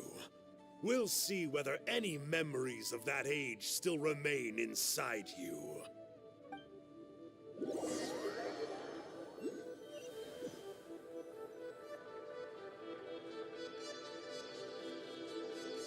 We're so sorry, Mr. Ponche, but we couldn't find your manuscript anywhere.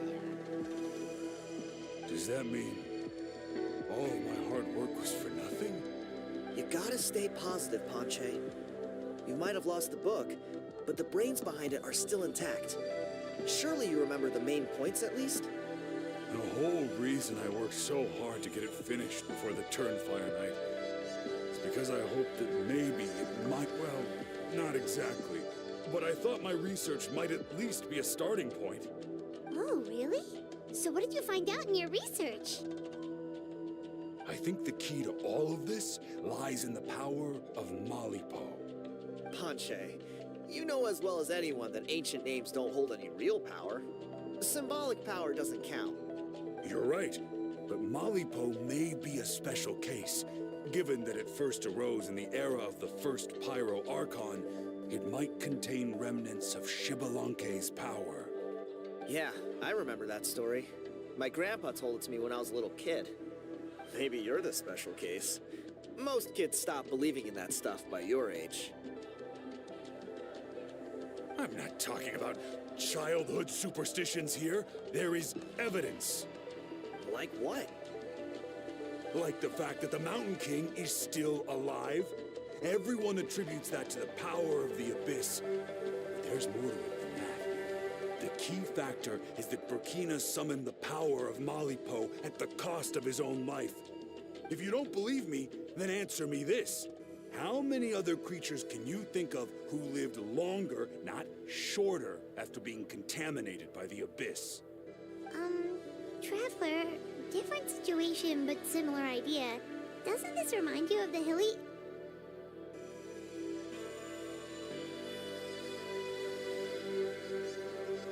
So, I came to the conclusion that Malipo must refer to some mysterious ritual involving a tit-for-tat exchange. It began with the first Pyro Archon, fell with the Grand Alliance, then was buried in the Night Kingdom. And now, it awaits the call of its new bearer. Hey. Sorry to interrupt, Ponche, but you seem to be getting a little overexcited. I'm sorry. I was originally planning on presenting my findings to Kinich, and hoped he would be attending the upcoming ceremony. Sounds to me like you dreamed up one fanciful theory to support another. Kinich, what are you doing here? I more or less finished what I was doing, so I came to have a quick catch-up. Now a good time? Kinich! I'm onto something. I haven't worked out all the details, but you have to attend the Turnfire night. So Mr. Ponche here has done a lot of research on the history of the Turnfire, and thinks he might have found a way for you to solve the problem. I'll be there, Ponche. Let's go.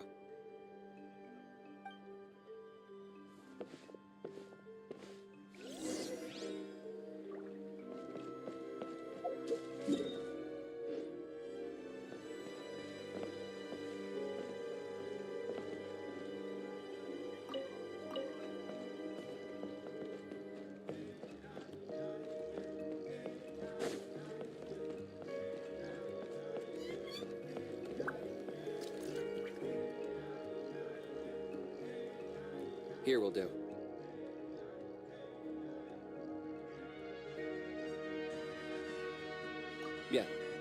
I'd like your help giving it a trial run tomorrow. If that works, we have our plan come Turnfire night. Sounds like you're not considering Poncho's idea. You heard him. He hasn't worked out the details yet. We need a more practical solution with concrete steps to follow. Yet? Are you saying you think he might actually be onto something? I think it's possible, based on something I know about the war 500 years ago. Burkina didn't fall to the abyss. He was killed by the Mountain King in an episode of madness.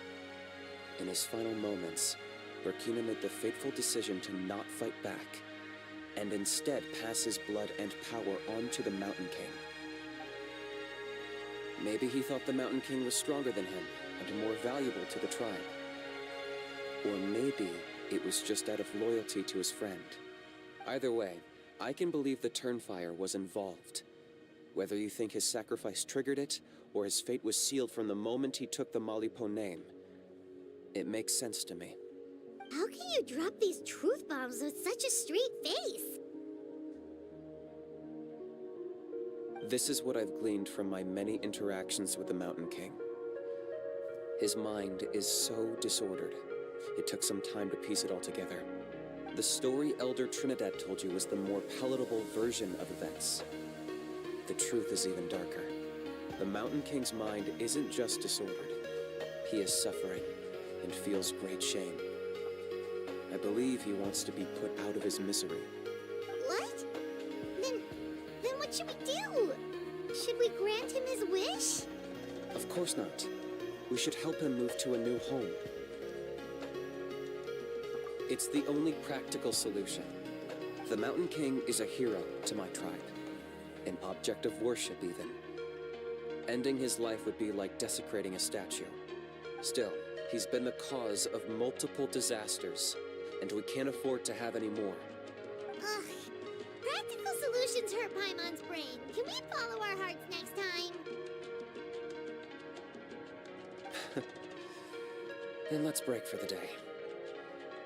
I've already found a suitable venue for tomorrow.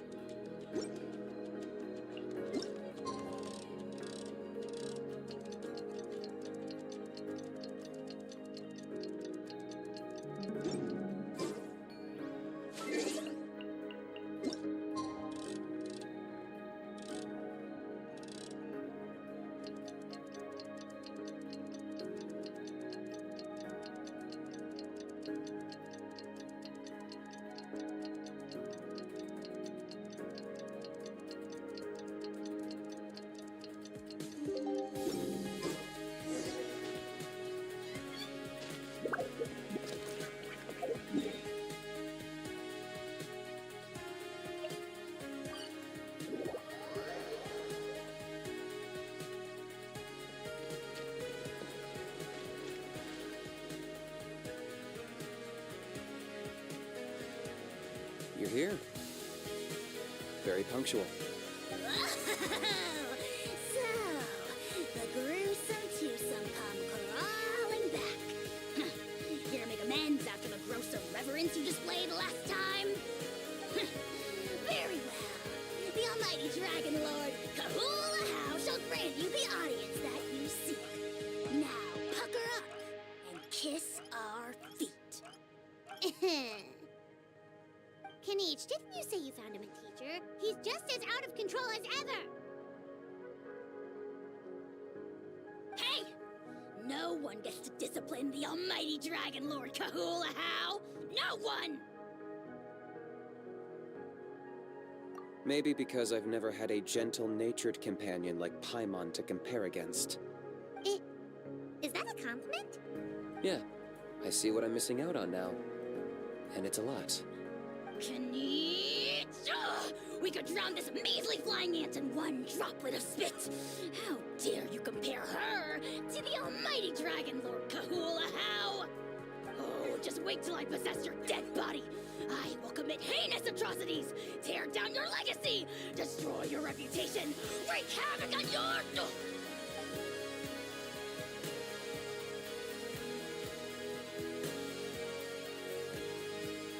Traveler, Paimon, let's get down to business.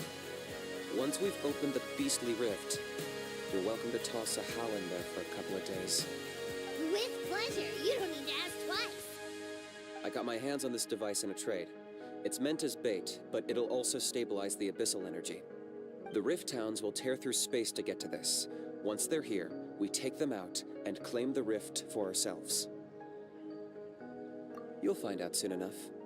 First, let's try this out.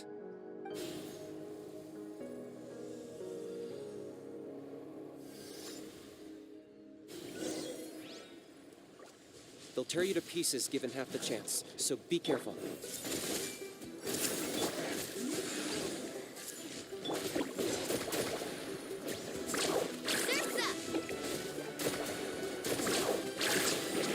I got him cornered!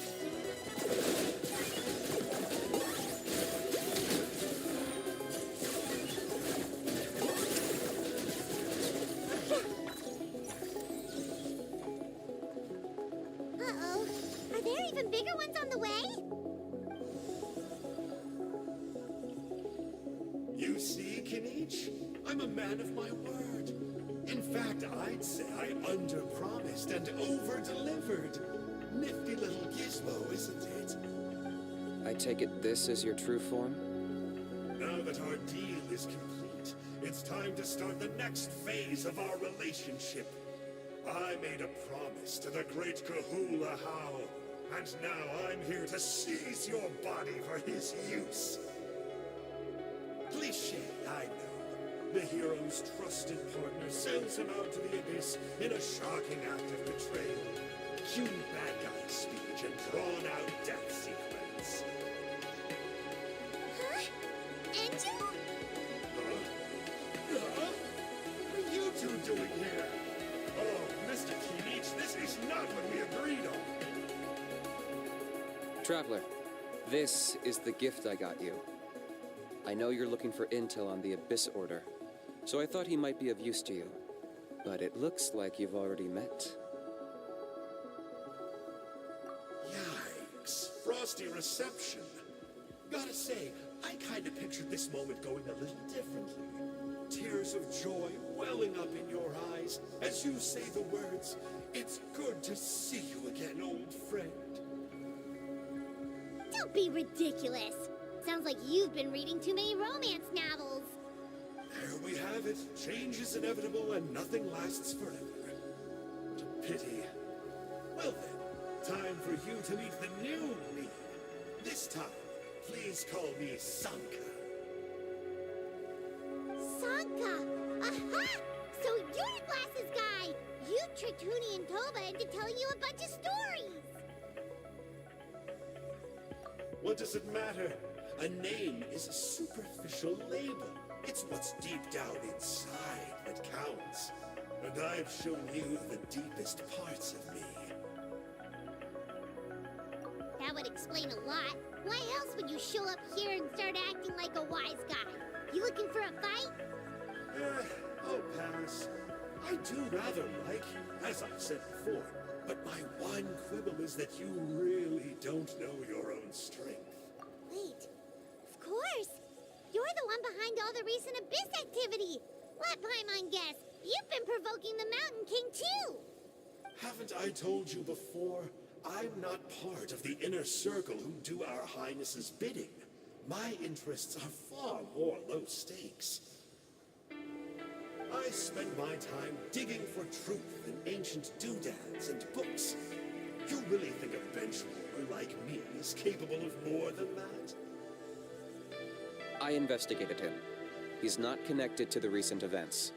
Just happens to be in the area. So, I struck a deal with him.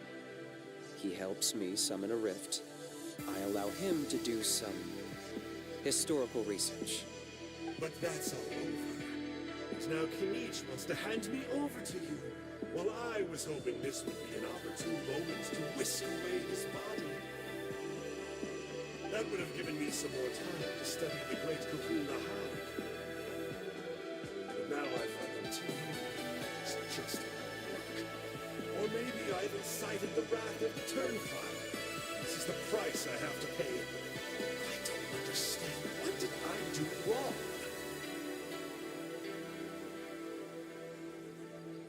Wait, does that count? Let me think. How? You are the worst of the worst! Colluding with the Abyss Order against Kinich? How could you betray your partner? There is no betrayal. The almighty Dragon Lord Kahula How is a partner to no one. Don't worry, I told him to act as bait.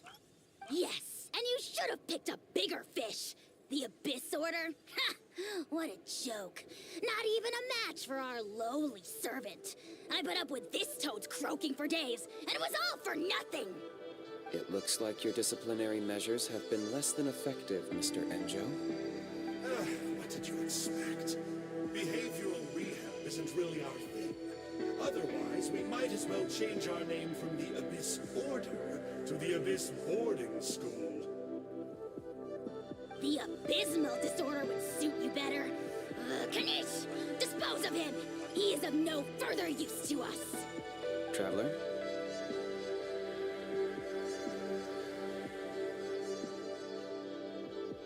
Hey now, I may be a lowly clerk, but don't underestimate me. I could never beat you in a straight-up fight, but when it comes to running away, I won't lose to anyone. Do me a favor and remember how fast I disappear. Maybe then you'll show me a little respect next time. Darn! He got away again! Couldn't you have stopped him? It's all right. He's not worth our time and energy. Besides, it seems like he's in debt to a lot of people. I'm sure they'll keep him busy. If you say so. Still, Paimon's kinda surprised that you actually struck a deal with someone from the Abyss Order. To borrow that guy's words, names are superficial labels. Whether you call it the Abyss Order or anything else, it's a broad generalization at best. Think of it like apples that have fallen from a tree. If you tasted each one, you'd find that they're all at different stages of ripening. Even the unripe fruit blown off its branch before it's fully grown can still be brewed into a fine wine. Everything has its use. Huh. Well, in that specific sense, maybe Enjo's not such a bad apple. Not rotten to the core, at least. Of course! Only the almighty Dragon Lord, Kahula How, is rotten to the core and evil beyond redemption. Ugh. So what exactly are you anyway? Definitely the evilest little thing Paimon's ever met. Don't worry, he can't hurt a fly.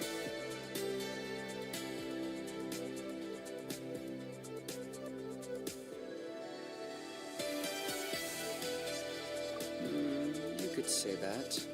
Paimon heard that those kinds of contracts might come with a terrible cost attached.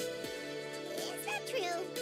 Such as a How watching me like a ravenous vulture. Vulture? Vulture? We are the Dragon Supreme, sovereign ruler of the Nation of Flame. Let's pick this up another time. It's getting kinda late. You should go back and get some rest. Big day ahead. Tomorrow's Turnfire Night.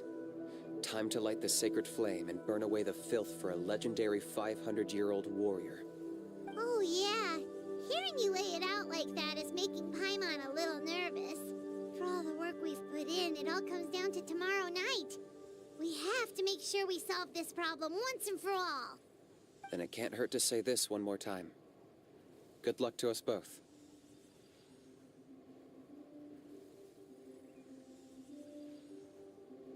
See you tomorrow.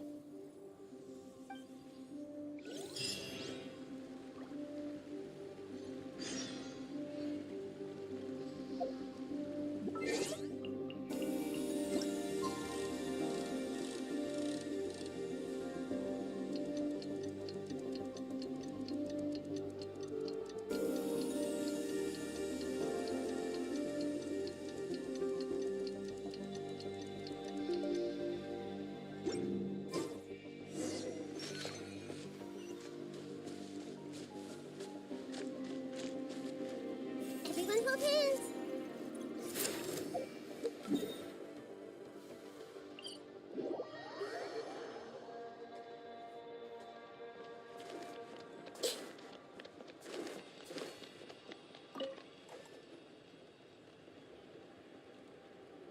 Ah, at long last, you're back. I hear you've done much for our people these last few days. Everyone has nothing but praise for you. Many young people have heard the rumors too. They're all eager to meet our new flame bearer. Well, they won't have to wait for long. It's almost time for the ceremony. We really hope we can resolve the Mountain King situation quickly and smoothly. Seems like a lot of people have been worrying about it, huh? Well, it's nearly time. So, if you're ready, follow me to the ceremony site.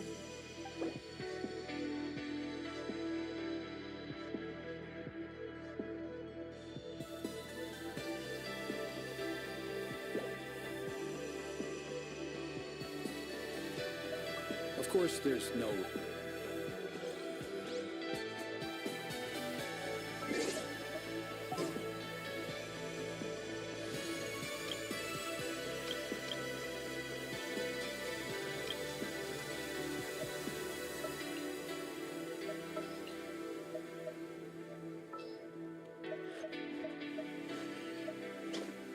Hey guys, how's it going? You want me on your team? Are you ready? Off we go!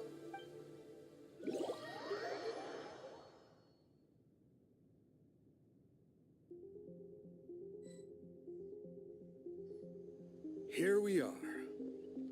Our honored guests have arrived. I have heard much about your fine work over the past few days. I hope you'll allow us to thank you properly after tonight's ceremony. Don't worry about it. Getting this huge venue ready must have been a huge task. No need to make extra work for yourselves on our account. Oh, if it means getting the Mountain King issue resolved, no cost is too great to bear. A resolution will come in due course, but every great fire starts as a tiny spark. We must take it one step at a time. No one would disagree with you if that were possible, Chief, but it's been far too long since we've seen a real step forward. Look around you. Can't you see how our numbers have dwindled since the last Turnfire night? The ceremony was arranged on short notice. Many are away from home and could not make it back in time. That may be so, but still. Good evening, Traveler in Paimon. Kanich! Not a moment too soon. Chief Wayna, Elder Trinidad, could you give us a minute? I'd like to give the Traveler a few pointers as the previous flame bearer. Very well, but make it quick. Let me know when you're done and we will begin the ceremony. Let's step to the side. Has anyone gone over the key steps of the ceremony with you yet? Yeah, Elder Trinidad did, but, Paimon seems to have forgotten them.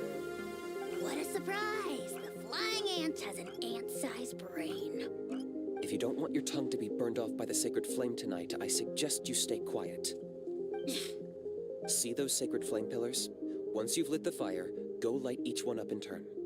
Once that's done, head down into the cave where the Mountain King slumbers, light the braziers along the way, then bring the flame to the final altar. Then the ceremony is complete. That sounds simple enough. The process isn't complicated, but remember, you mustn't turn back at any point. If you miss a pillar, you can't light the next one, then come back to it. You have to keep moving forward, or it's seen as disrespecting our ancestors. If that happens, you won't receive the blessing of the Turnfire, and you'll have to start over. I made you a diagram that summarizes the steps. Take a look.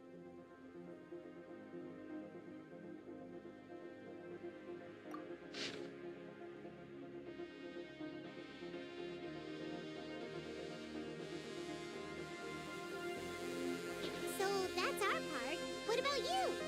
I'll be with you the whole way, and once you've lit the altar, I'll start summoning the rift. You can leave that side of things to me. Just focus on your part. Okay, we'll try to remember all that and get it right the first time.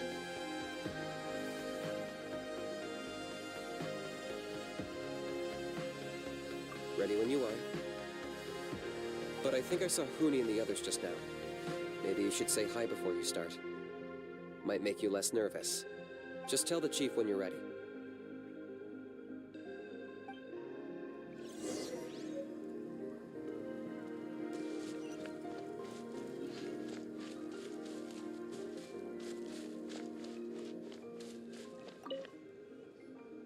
How are you doing? Is all in order? I'm counting on you. Don't forget what we talked about. By past fuel and present flame, life marches ever on. My brothers and sisters, the time has come to light the fire once again, and let the Turnfire night shine bright in Hoytzitlan.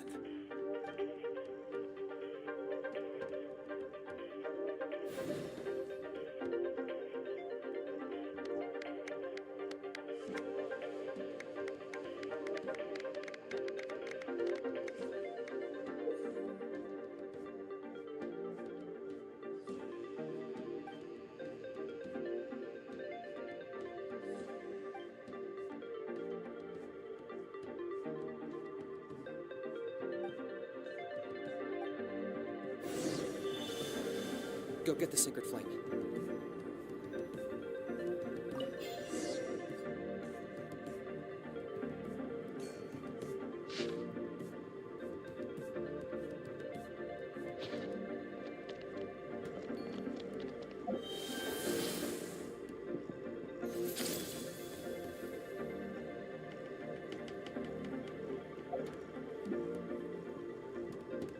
Mighty Outlanders, please remember, I am sure.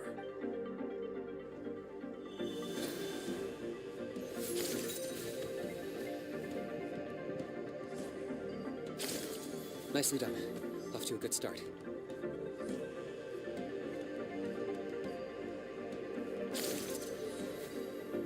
Great stuff.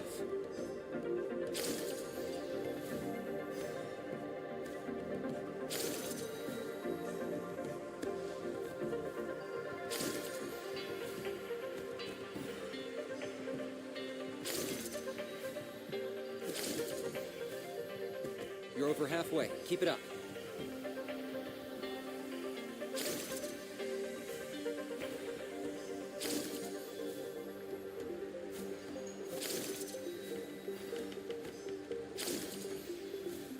Impressive. Just one more to go. Come on, one last push. The final sacred flame pillar is up ahead.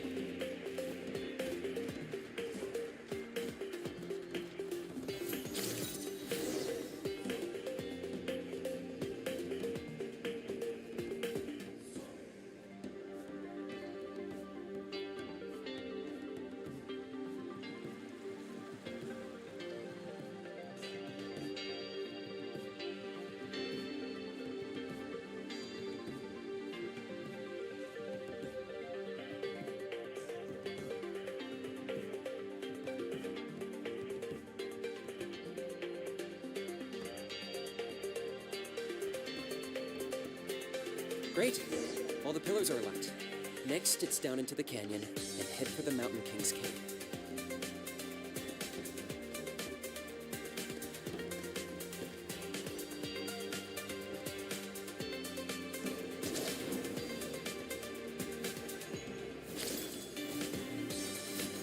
Almost there. The cave is just up ahead.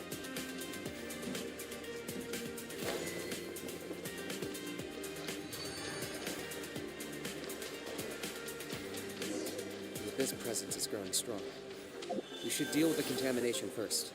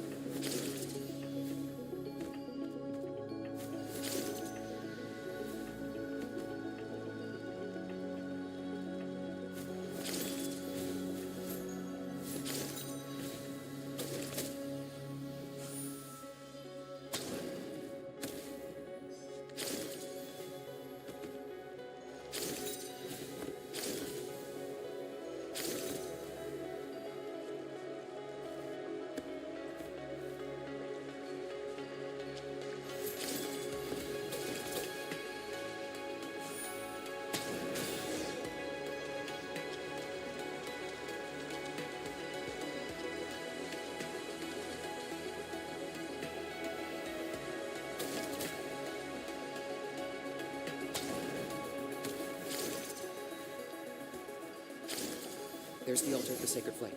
Remember, light up the torches around it first.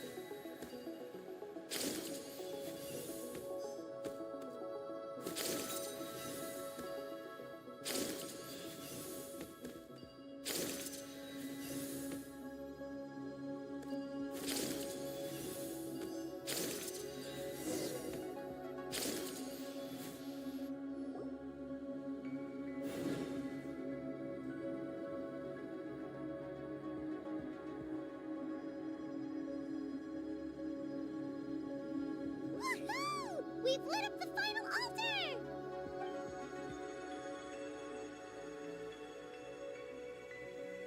That's the Mountain King up ahead, right? That's him. Kangamato, king of the Yumkisors from 500 years ago. He's very powerful. Paimon can tell. He's huge. Let's tread carefully. We don't want to wake him up.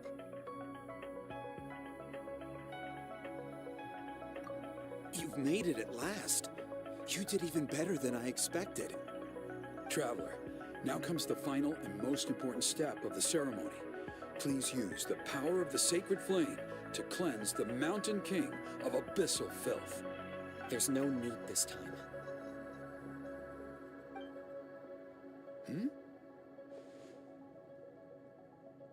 Such strong abyssal power.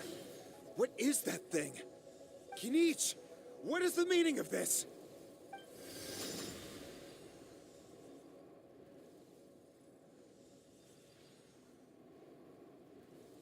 Is that a beastly rift? Chief Waina, Elder Trinidad, this is about to get a little dangerous. You should step back. What do you think you're doing? Solving the Mountain King issue. You mean by having him torn to pieces by rift hounds? No, stop! We can't let that happen! Foolish Locust! Ugh, can't you see? We're trying to shove your Locust King into the beastly rift! But... I'm sorry, Chief Waina and Elder Trinidad. This is the only way. Can you promise me that no harm will come to the Mountain King? I can't guarantee it, but I'm fairly confident. Traveler, this is not what we agreed on. You must cleanse the Mountain King of every last trace of abyssal contamination. Okay, I see what this is. You've been in cahoots this whole time.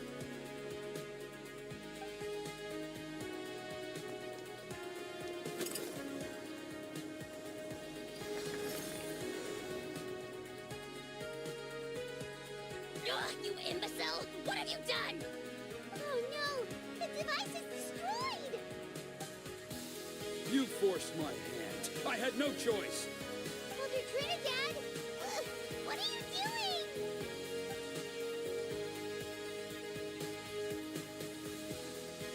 No, the Mountain King is waking up! He will cause even more casualties! Everyone, out! Now!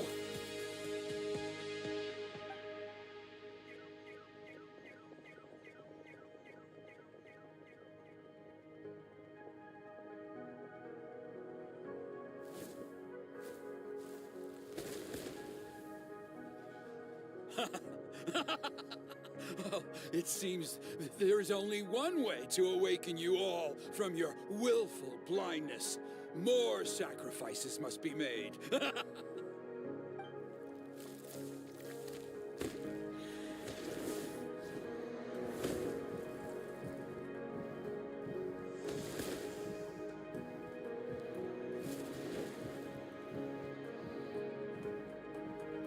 Take me, O Mountain King! Take me as your next sacrifice!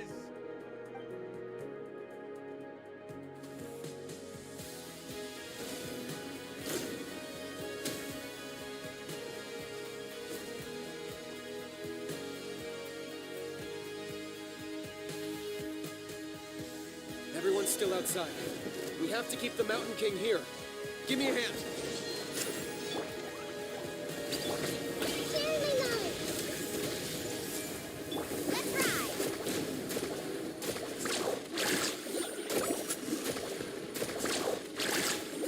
Watch out for the fruits he's spitting out. You can use those against him.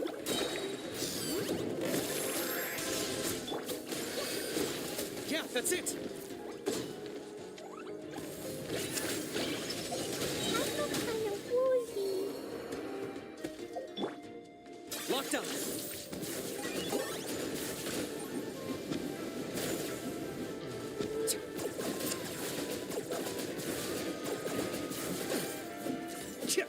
Hey!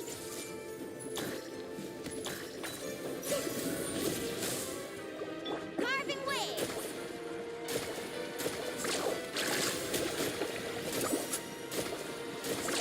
Amazing! Teamwork is dreamwork!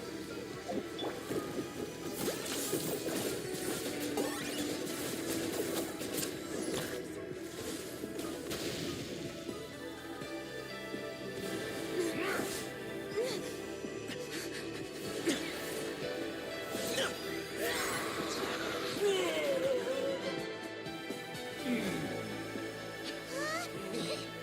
What do we do? We can't open the van!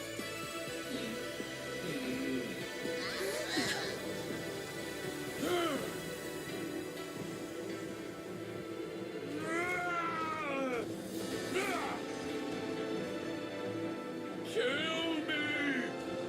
Put an end! Points at launch! Shame!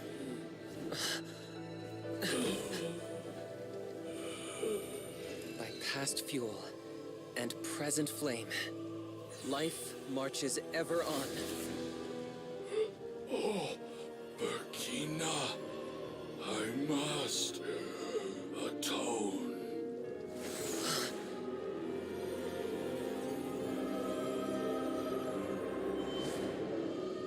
Patience. We will answer to the fire for all our deeds. Even if one day I fall behind, never look back. Keep moving forward, as we are now.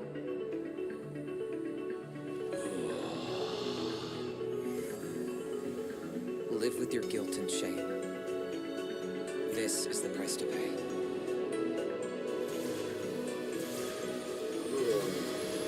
Heir to the Turnfire, please use my ruined vessel to train the heroes of the future. The will of Kangamato will march ever on till the abyss is stamped out.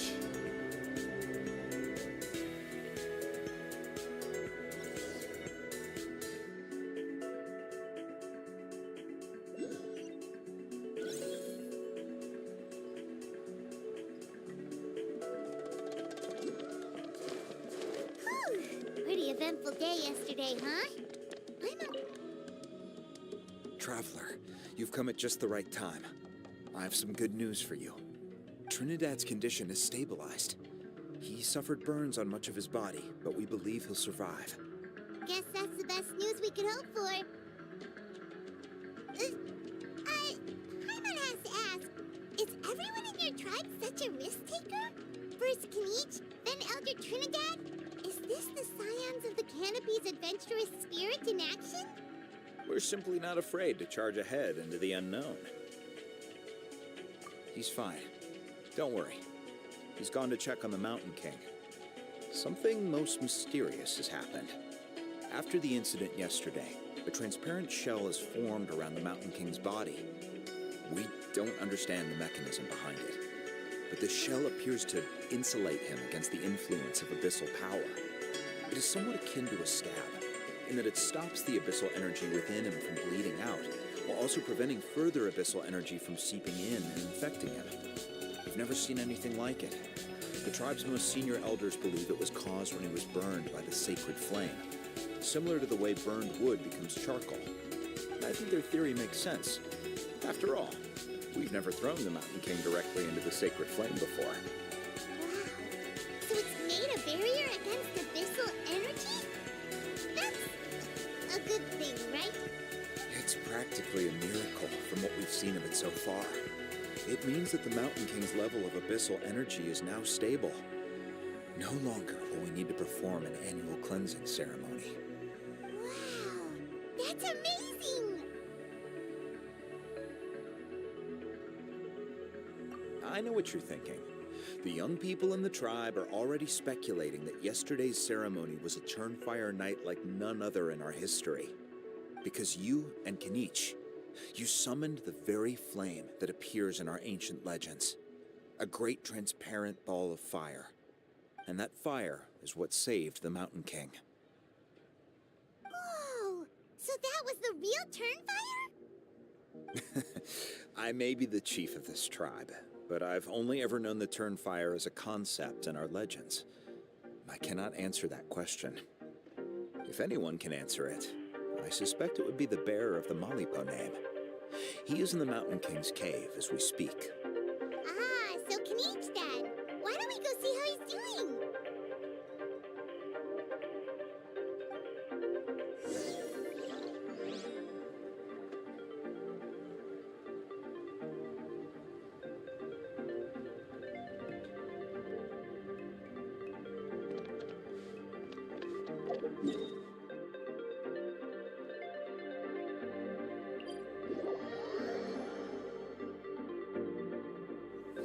Let's find shelter, or mushrooms will start growing on our heads.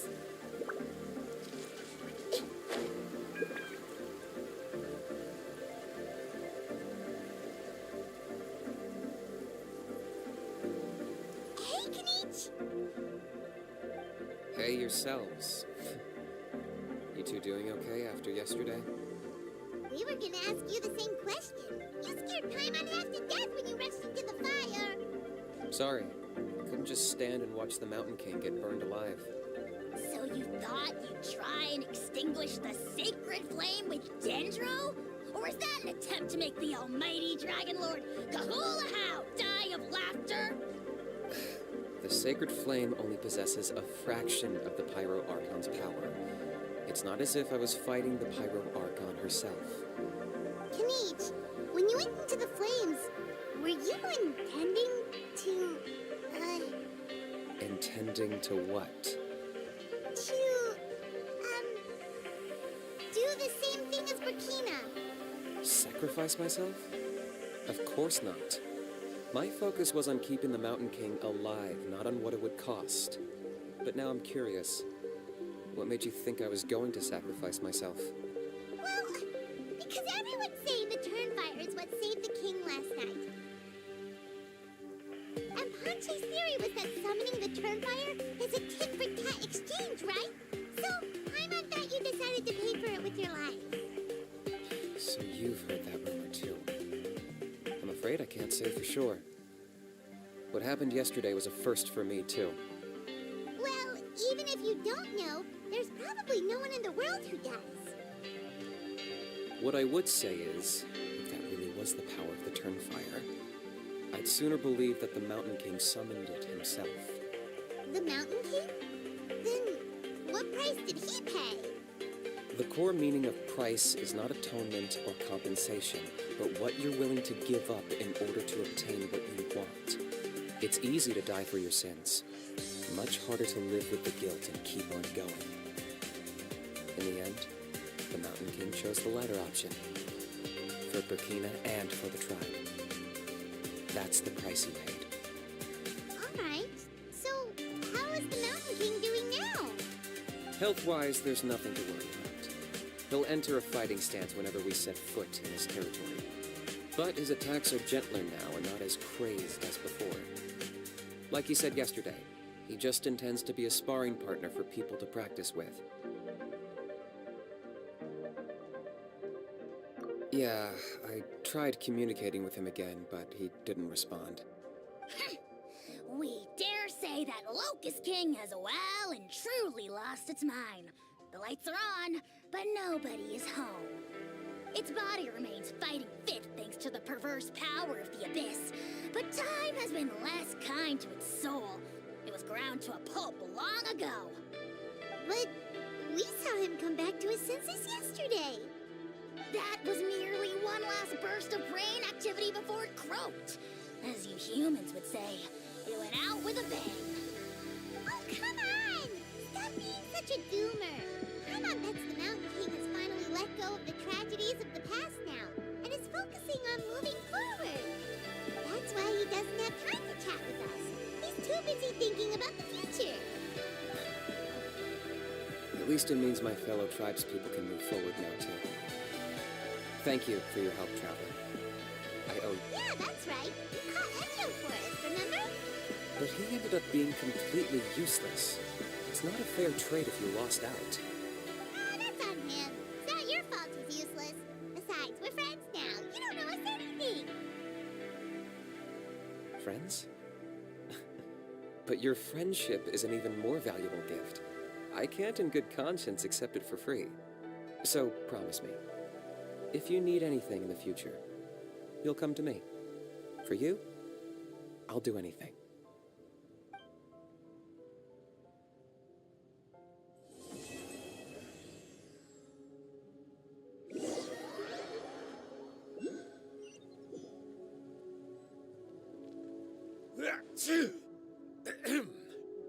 So, in the end, only poor little Huni got the sad ending? Yeah, everyone's happy except me. First Nana, then my dad. Why does everyone in my family have to suffer? Honey, it'll be okay. Your dad will get better soon. Toba, you're my friend, so I shouldn't say this to your face. But it was all the Mountain King's fault. Huh? Now hold your horses, kiddo. If you promise not to fight, Uncle Sanka will tell you a story. Okay, before you roll your eyes out of your skull, I promise you can trust me. I almost got my eyebrows burned off by the turnfire after last time. That's why I came back, to make it up to you. All right, we'll just get to the point. Do you know what Uncle Sanka loves the most about your people? What? Your extreme sports. Huh? On my first day here, I got hit by someone falling out of the sky. I believe you call it bungee jumping? It's a dangerous sport, to be sure, but the courage it took to make the jump impressed the heck out of me. So, I introduced myself to the jumper, we made friends, and I even helped treat her wounds. Oh, such a nice friend. Of course. Anyway, the good times didn't last, because I got captured by a powerful foe, so we had to part ways for a while. In the hands of the enemy, I was scorned, scolded, and nearly given away as a gift. Oh, it was so humiliating. A horrible experience to look back on. Why does Uncle Sanka always have to suffer, I thought. So I feel your pain, Huni. I was in the same position. But in the end, I made it through, and I left all of those painful memories in the past. I even managed to reunite with my friend. Is that it? The moral of the story is to look forward in life, right?